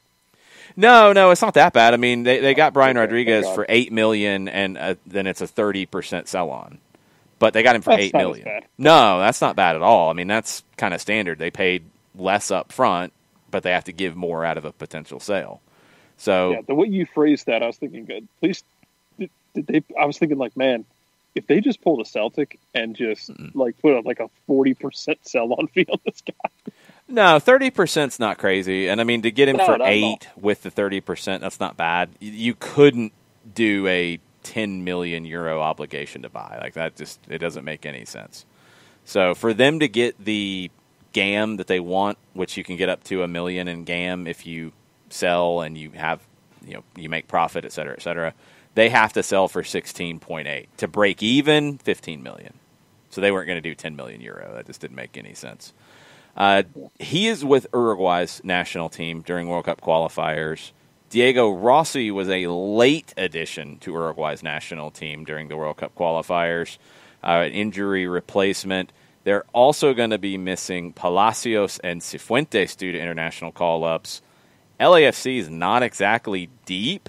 No. And now you're about to be missing Rossi, Rodriguez, Palacios, Cifuentes. Vela's not fully training yet. Oy. That's a few folks. Oy. That's no bueno for Bob Bradley at all. There was a lot of talk. We talked about at the beginning of the show with MLS and international call-ups and where things stand. Peru didn't get everybody they wanted. They didn't get Alexander Callens, for example. They did get Pedro Galese, so he will not be between the sticks for Orlando on Wednesday. They did get Raul Rui Diaz. They did get Andy Polo. They did get Marcos Lopez from San Jose. It all came down to, and people just completely misread this, the MLS 10-day quarantine is not a binding thing. It's the league made that decision to put that in place, and then they've chosen to ignore it at times. DC was able to say no to international call-ups because there's a local 14-day self-quarantine upon return from people that travel to high-risk areas as defined by the CDC. New York City was able to decline the call-up for Callens and others because of local quarantine mandates. Others were not. So that's why Portland, Seattle, Orlando, San Jose couldn't say no. Those players have to go. LAFC's got some problems, though, with those international call-ups. That's going to be a massive problem for them. No doubt. And knowing going in when they were as full a starting 11 as they were, and Bob Bradley really didn't trust the depth, and I'll use that word in quotation marks, that he had, now you're going to be forced to use those guys that have been 13, 14, 15, 16, 17 on your bench out of necessity because those other guys that you would normally have aren't going to be around. Yep, 100%. World Cup qualifiers in South America, they start on Thursday. You've got Argentina hosting Ecuador. That's at 8:10. You have Uruguay hosting Chile. You've got Paraguay hosting Peru. That's the Thursday games. The ones that are available via pay-per-view, and that's all, but I believe the Venezuelan home games, I think they did a separate deal, and I'm not sure where those are going to end up being broadcast. Everything else is available on Fight TV, which if you watch wrestling, boxing, that's what they're known for. They've got the rights to these, which is kind of a weird one. I think they're $29.95 or $29.99 there. Fanati's has them as well, and Fanati's has done some packages where if you want both of the Argentina games, for example, it's $49.99, and you get 3 months of Fanati's as well. So they've got the offer there. I'm tempted. I haven't decided yet. I'm tempted because I'd like to watch these two Argentine qualifiers. They're actually on TIC right now showing the Aeropuerto, where Lionel Messi's plane should be arriving here shortly. And I believe he's got Dybala, Ocampos, Acuna, and Otamendi with him on his plane. Damn. I mean, Messi rolls deep. It's like, yo, you want to ride? Come no, that's basically what it was. It's like I think Dybala had to go meet up in Barcelona to meet up with Messi's plane. That's how it goes. Do what you got to do, right? He's rolling. Yeah. So World Cup qualifiers for South America start. You've got European matches in this window, and I believe they're going to try to squeeze in 3 in most cases. You've got the battle of former Atlanta United managers on Wednesday in a friendly with Tata Martino's Mexico facing Frank de Boer's Netherlands. I think that's on 2DNA, right? I'm sure it's on 2DNA. Let me see if it does have an English language as well attached to it. ESPN2 has that one, and 2DNA as well. I'm intrigued. I am quite intrigued. I'm very intrigued. I mean, Mexico was able to get Rodolfo Pizarro for these games that are friendlies, which was surprising to me because he's going to miss a lot of time for Miami. They were able to negotiate a few players here that I did not expect them to get. So I don't know. I just assume that Miami can't be happy about allowing that one to happen. But do you want to start a battle with your designated player right now? Probably not. Right. Yeah. And considering how handicapped they are offensively, even with his presence there, now you're not going to have that either. And so that's going to be another team that's going to have an adventure going forward. Yeah, that one's going to be a mess. Jarrett, what are you looking forward to in this international break? After some crazy results in leagues before the break, what are you looking forward to during this break? Are there any games that stand out to you? Anything you're looking to see, or is it just waiting for the chaos? I'm waiting for the chaos, but I am actually looking forward to the battle of the former Atlanta managers. Call it a reverse Schadenfreude, if you will, but I want to see what Frank de Boer can do with a national team, and especially a Dutch national team that's going to line up with him in philosophy. And I think the odds of everything going better are a lot higher. This gets a lot more fun if you imagine this matchup, not as a friendly, but if you imagine this matchup as a future World Cup match, let's just recut Noera Penal, but with Tata Martino and Frank de Boer on the sidelines. And then the city will burn itself down if we get another Noera Penal. I am looking forward to that. There'll be a few cities that will burn themselves down. Mm-hmm. This is true. But I'm looking forward to that. But I also am just kind of like waiting to see what sort of chaos unfolds. The fear of, do we get positive tests? What happens if someone goes on international? What happens if Rodolfo Pizarro goes and ends up with a positive test with the Mexican national team? What happens if any of these guys do? And then, not only he's like, oh, well, yeah, you got a positive. That's not good. You also going to have to quarantine before you can come back and play in league play, especially in MLS, where you're kind of hitting the stretch run of the season before you get to some really weird playoffs.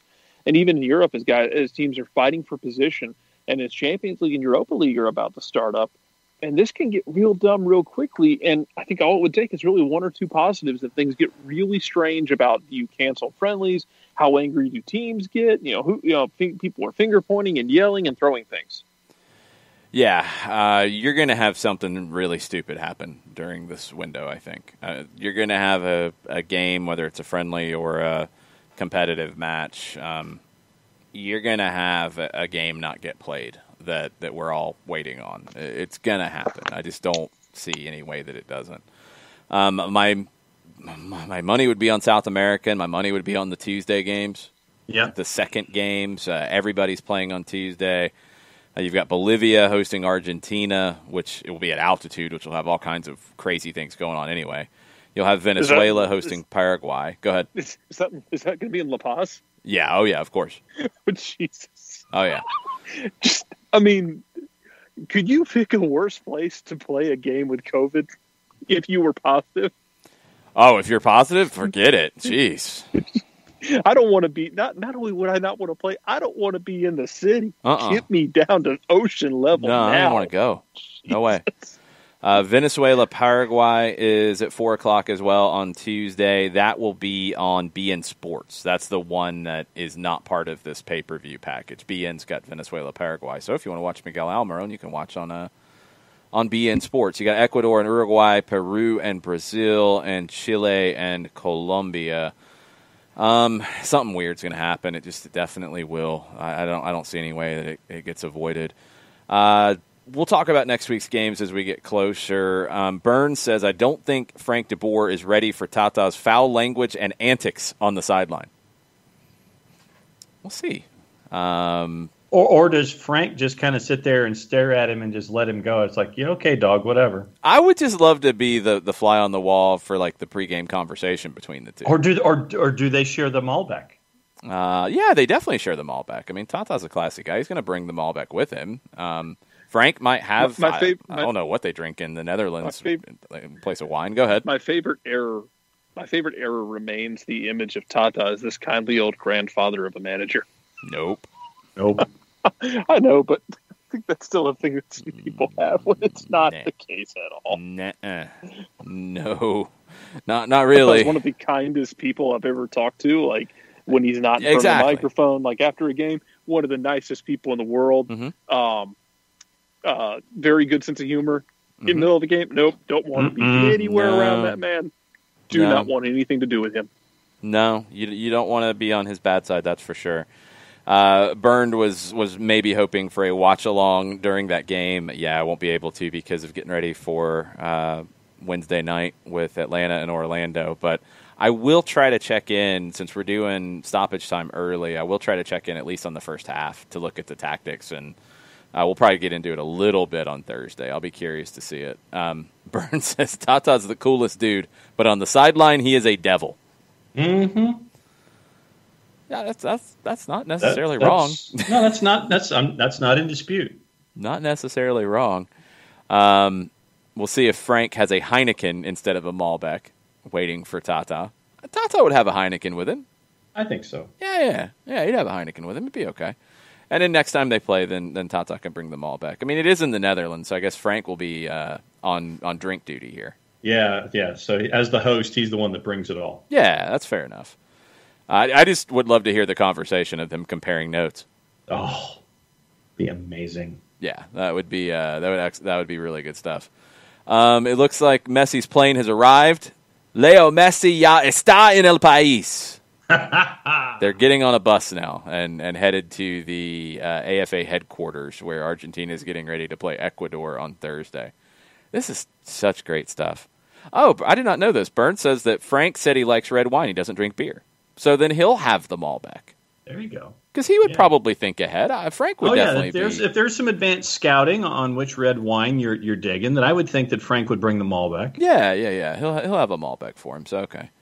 Oh, it is Messi on Teise with the mask on walking to the bus. Attaboy. That's what they've been waiting on for hours. I mean, could you imagine if ESPN did this for like U.S. men's national team games and it's like, Christian Pulisic, his private plane is about to arrive and we'll be waiting for him. And they just show him getting on a bus. Like, I mean, he's walking to find his seat on the bus. He's walking to the back of the bus right now. They do it with the CFP and the NBA Finals, I'm sure. I mean, they just showed Messi walk to the back of the bus to pick out his seat. Like that's what Teise is doing right now. Oh yeah, madness. Well, I mean, remember when we had the decision and how much time they spent? Oh, that's different. I mean that was big time stuff. This is like he just came to report for national team duty. He bought a pack of gum. No, they didn't do that. I mean, but still, it's like, wow, dude, this is not that big of a deal. Madness. I don't know. It's craziness. Let's see if we got anything crazy on Reddit, because we have not had a Mondays with Reddit. Well, you had earlier. You just didn't have me introduce it. And you held the music back. Yeah, I mean... Yeah, now John's here. You have to do it the right way. But there's not a good one. We've already hit, like, anything that's big here. No. It wasn't even a great one there either, so... Oh, no, actually. Maybe the music isn't necessarily the most appropriate here, but it's going to have to do. All right.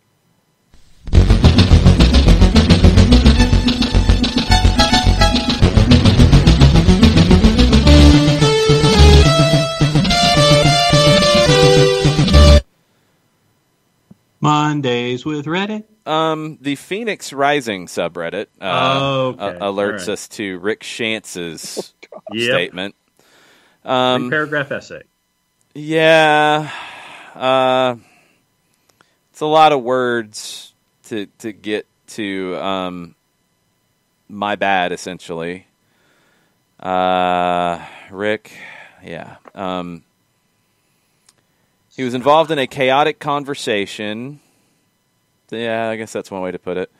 Said that Colin Martin accused Phoenix Rising player Junior Flemings of using an anti-gay slur directed at him. At the time, I did not understand the accusation fully, and my immediate reaction was to defend my player and team.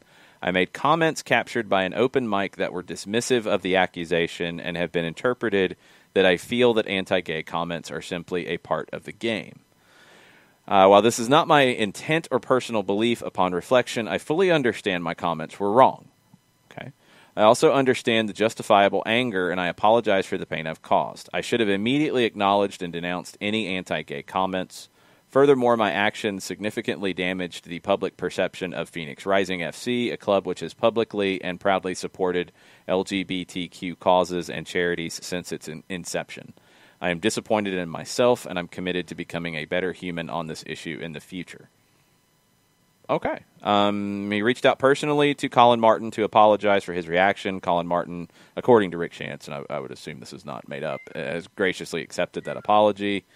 Shantz is working with LGBTQ community leaders to develop a personal growth plan that will include one-on-one counseling sessions with LGBTQ sports and community experts, and will be actively supporting the new joint education programs announced between Phoenix Rising and San Diego Loyal. Rick said, while we await the results of the league's investigation into Junior's actions, I will begin the hard work of evolving and growing. There's no room in our sport for homophobia and racism, and I am committed to being part of the solution as an ally. He didn't sugarcoat anything. I have to give him credit for that. It's a lot to get to correcting it, and yes, it probably was a lot to do to correct it, because he looked really bad in what he said. And if he's saying that it was the chaos of it, he was defending his player, he made a mistake, and he's owning it. You can't hate on it at all. I can't hate on anything he said here. I mean, this should have been at the time. He says it should have been at the time. I completely agree. There shouldn't have even been a question. Probably should have happened a little bit sooner for the statement. Whatever. Yes. It's the right things. He's saying the right things. Now let's see what he does. He wins the statement game here, but let's see what the actions are. And now let's see what the USL Championship does and what the USL does in regards to this now, too. There's nothing on the USL Championship about Rick Shantz's portion of it, I don't believe. No. And he's not saying that Junior said something.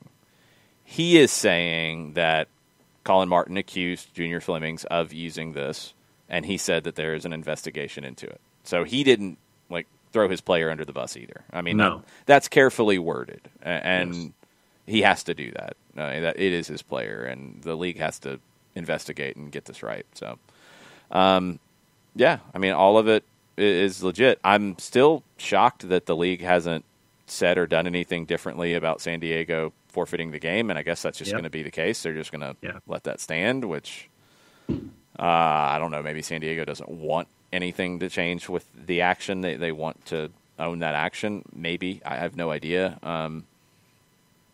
Kind of bizarre in that way to me. I mean, San Diego's missed out in the playoffs because of this. Yeah. Still massive amount of credit to Landon Donovan for rising to the occasion. Yes. I mean, he didn't hesitate to do the right thing here, and that's pretty impressive for that. So, if you're gonna wait this long and you have this much to clean up in what you did, Rick Shantz, I think, pretty much nailed it with his statement. Yeah.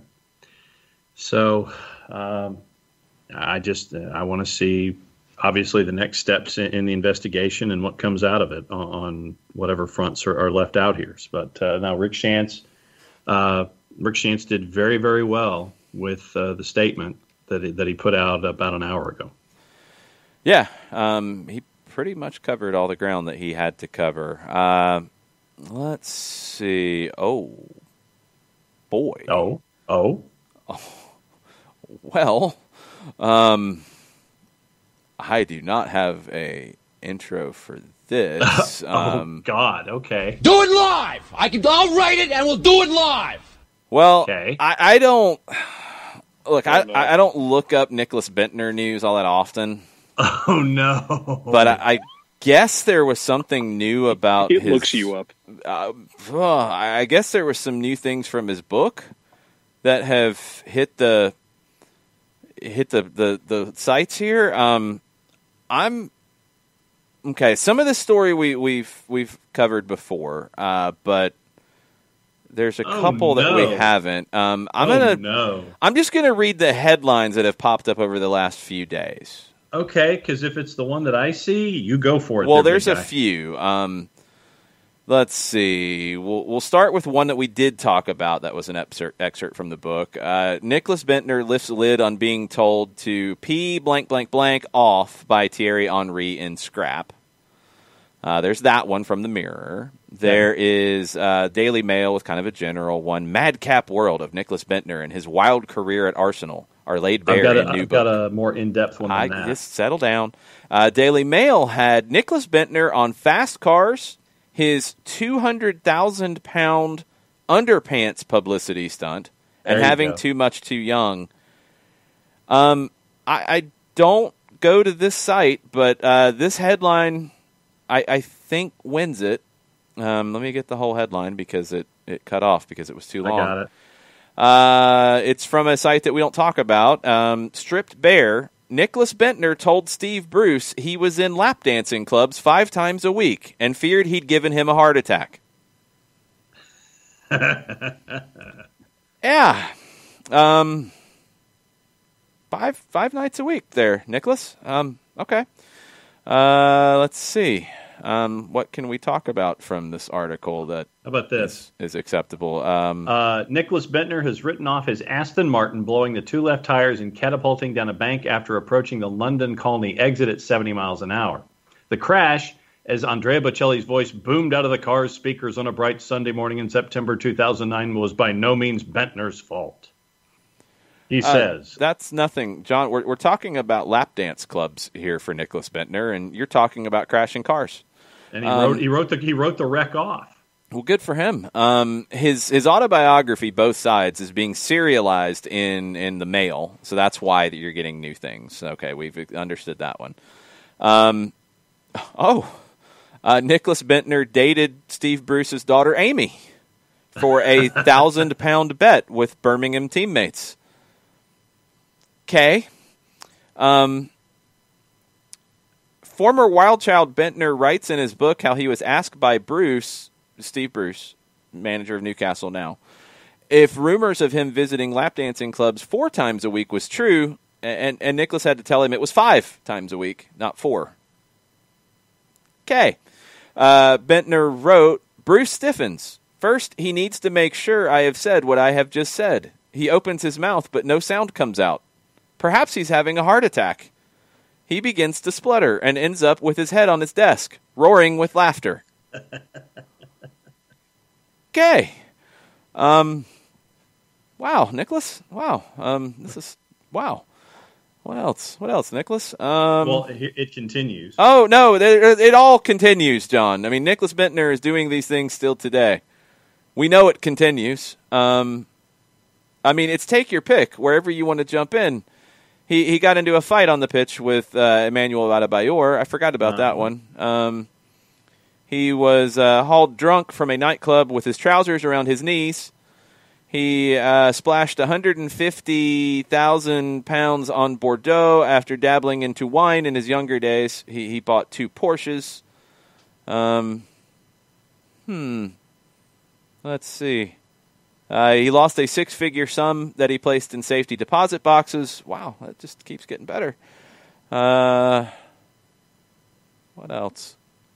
Apparently, Denmark's national team manager, Morten Olsen, was unaware of Bentner's decision to accept a joke bookmaker's offer of 200,000 pounds to lower his shorts and reveal their branded underpants. Oh, yeah, that happened. After scoring another goal against Portugal at Euro 2012. Yeah, no, that one was... that he didn't need to tell us that one in his book. We all saw that one. What else? The Thierry Henry stuff we've talked about, where he decided to step to Thierry Henry when he was 16 years old. That didn't go very well. Let's see. This is all from the Daily Mail, and this is where it gets into all this stuff with fight with Adebayor. What else did he do? Man, this guy, seriously. The dating Steve Bruce's daughter one is a new one. I did not hear that one. Passed out in the nightclub, and they'd carry him out with his trousers around his knees. That's not good. A professional fortune teller that his mom knew told him to change from number 26 to number 52, and he did.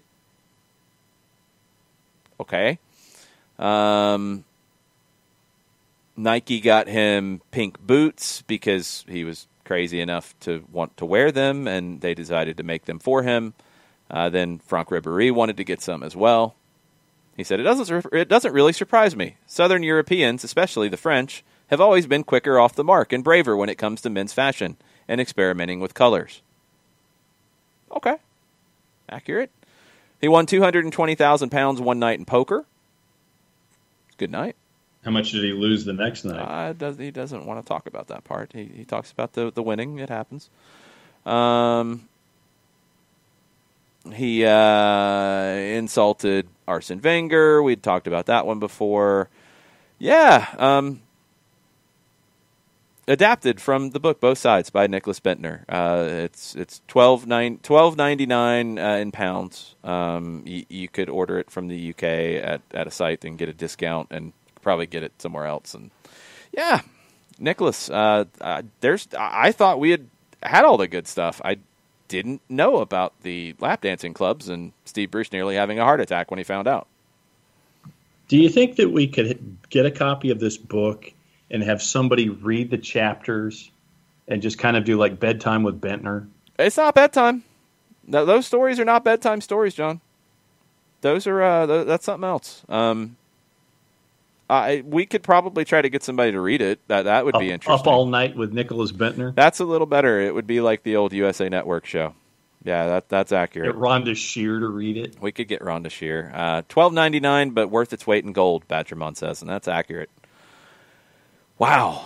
I thought we had gotten all of the Nicholas Bentner stories, all the good ones, but I can just imagine Steve Bruce with his head on the desk after that happened. I can actually see this. Yes, no question. Man. So yeah, it is available in English, and it's being serialized in newspapers, and all the stories are coming out now. And he's still playing with the old boys team at the 4th division team in Denmark. Do we have an update on the reality series? It's the still, episodic, I guess. There's probably not much of a. Well, in episode 1, this happened, and in episode 2, this happened, and then in episode 3, well, no, it's probably just him running around with his underpants and his Instagram influencer girlfriend or wife. I can't remember which. I think, I don't think she's a wife. Okay. It was another term that wasn't used. It was other than girlfriend, but not girlfriend. Yeah. Probably lots of her running around as well, and there's probably some fighting, and there's probably some making up, and then they went to Italy, and now he's playing for the old boys team. So that's probably the whole series. Oh, did we ever figure out because Gunnar Soros on SDH earlier today, Spurs had signed him, and then Sevilla signed him. Spurs never signed him. That was all ridiculousness. That didn't happen. Sevilla signed him. Sevilla got it done. Because I was hoping that Gunnar Soros had franchised himself out and found a way to make some coin. That would be difficult. I think there's only one Gunnar Soros. Kids, don't cover your ears, kids. I think there's only one Gunnar Soros outfit. He's not really a dinosaur. Well, and did you see the meme about saying that Arsenal fans said that Mesut Ozil could be just the one to wear it and they'd give him something to do while he's still under contract? That would be accurate. It is kind of wild that Arsenal cut their mascot due to redundancies on the day that they paid £45 million for a buyout clause for Thomas Partey. Yeah, and what they've had 75 announced redundancies so far during the pandemic. 75 redundancies, £45 million over here. Mm-hmm. Yeah. I understand the players are necessary to make the money to get into Europe, and I get it. I do, but that's kind of hard to make it work. Yep. That's a little difficult. There were only 2 clubs. We've talked about Valencia in Spain. There were only 2 clubs in Spain that did not bring in anyone. Valencia's one, and for the first time in 40 years, Real Madrid did not bring in one player. Oh, wow. They said, we don't need to, I guess. We're happy the way we are. Well, kind of hard to argue. Yeah. And they got rid of Gareth Bale. Yeah, I mean, they got rid of the things they needed to get rid of, and they didn't have to go out and spend money. I think that's a win. That's a pretty big win. I can't really complain about that one at all. Manchester United was a big loss. Complete and utter joke. Barcelona was a joke.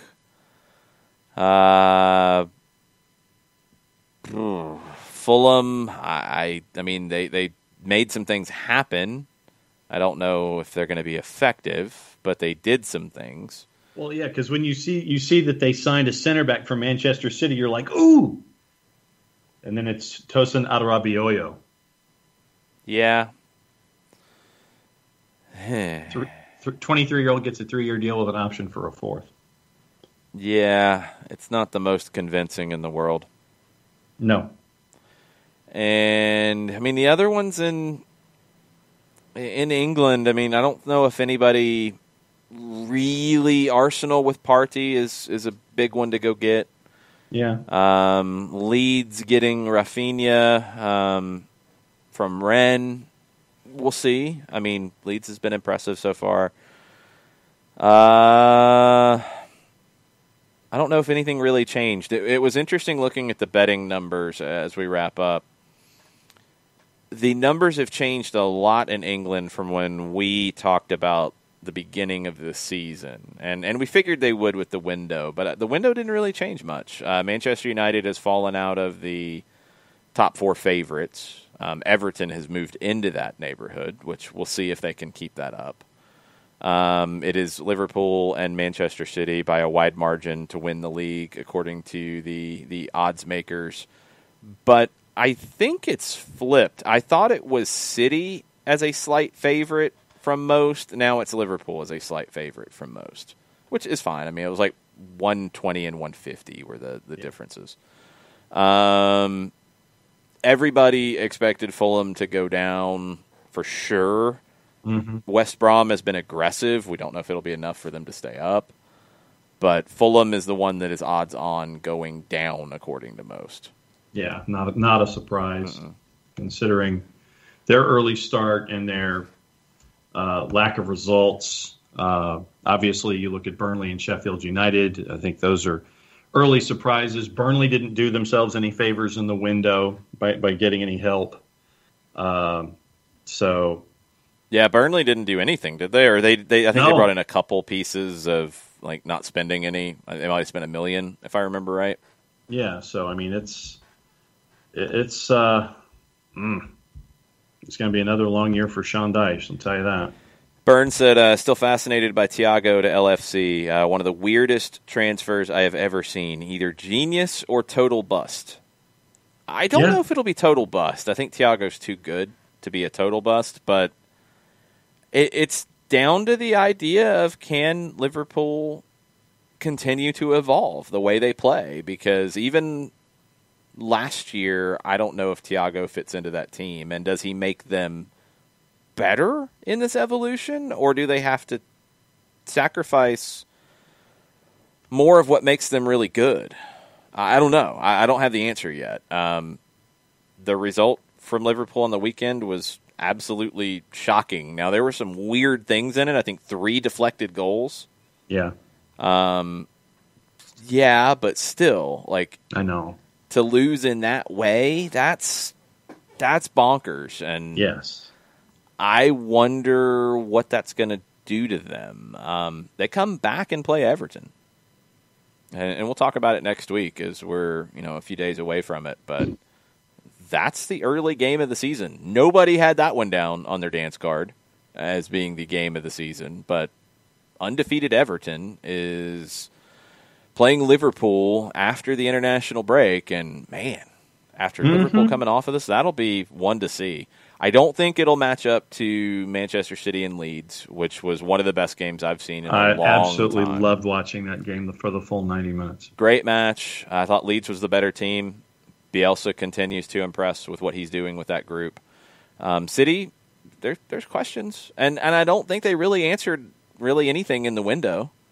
I guess City, we're just waiting to see if when you get into January, do they get a deal done with Messi on a free to come in, not in January, but to come in at the beginning of the next season. That's probably the big thing on the table because, other than that, it's just what happens with the rest of the season. They didn't go out and do, so I thought maybe they would react to the middling performances so far. I thought maybe they would react and make a panic buy. They didn't do that. No, and you look at what's going on at the back, and I think that what Pep Guardiola is looking at is when we get healthy, then I'll have my first choice lineup, and everything will be the way that it's closer to how he would anticipate their lineup being. And so I think not getting a panic buy here and then seeing what you can do in January to help yourself. We shall see. Jarrett, you want to give us a quick update on how things went down for Celtics since we talked to you last? Yeah, they,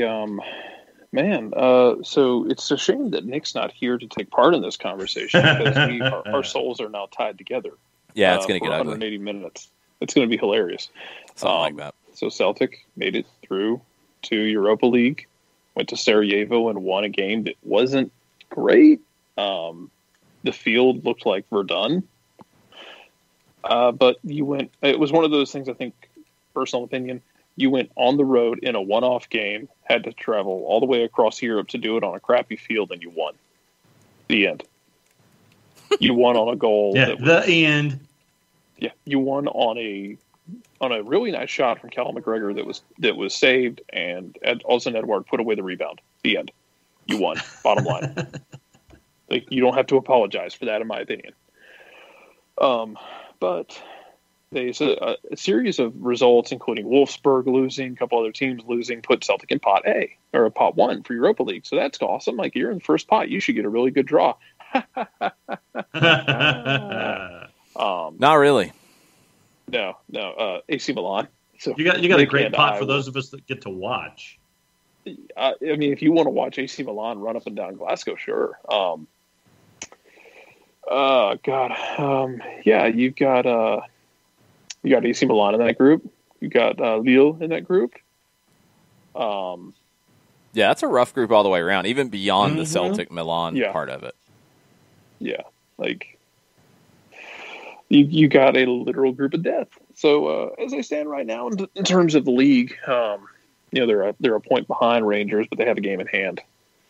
In the league, they won yesterday, scoring 2 goals after the 90th minute to win 2-0 against St. Johnston. You're just trying to get results at this point. Everybody is, I think. They signed a Uruguayan player to play that left wing back role because Celtic has kind of shifted into a 3-5-2 because they were not breaking anyone down in a 4-2-3-1, including losing in the Champions League qualifier.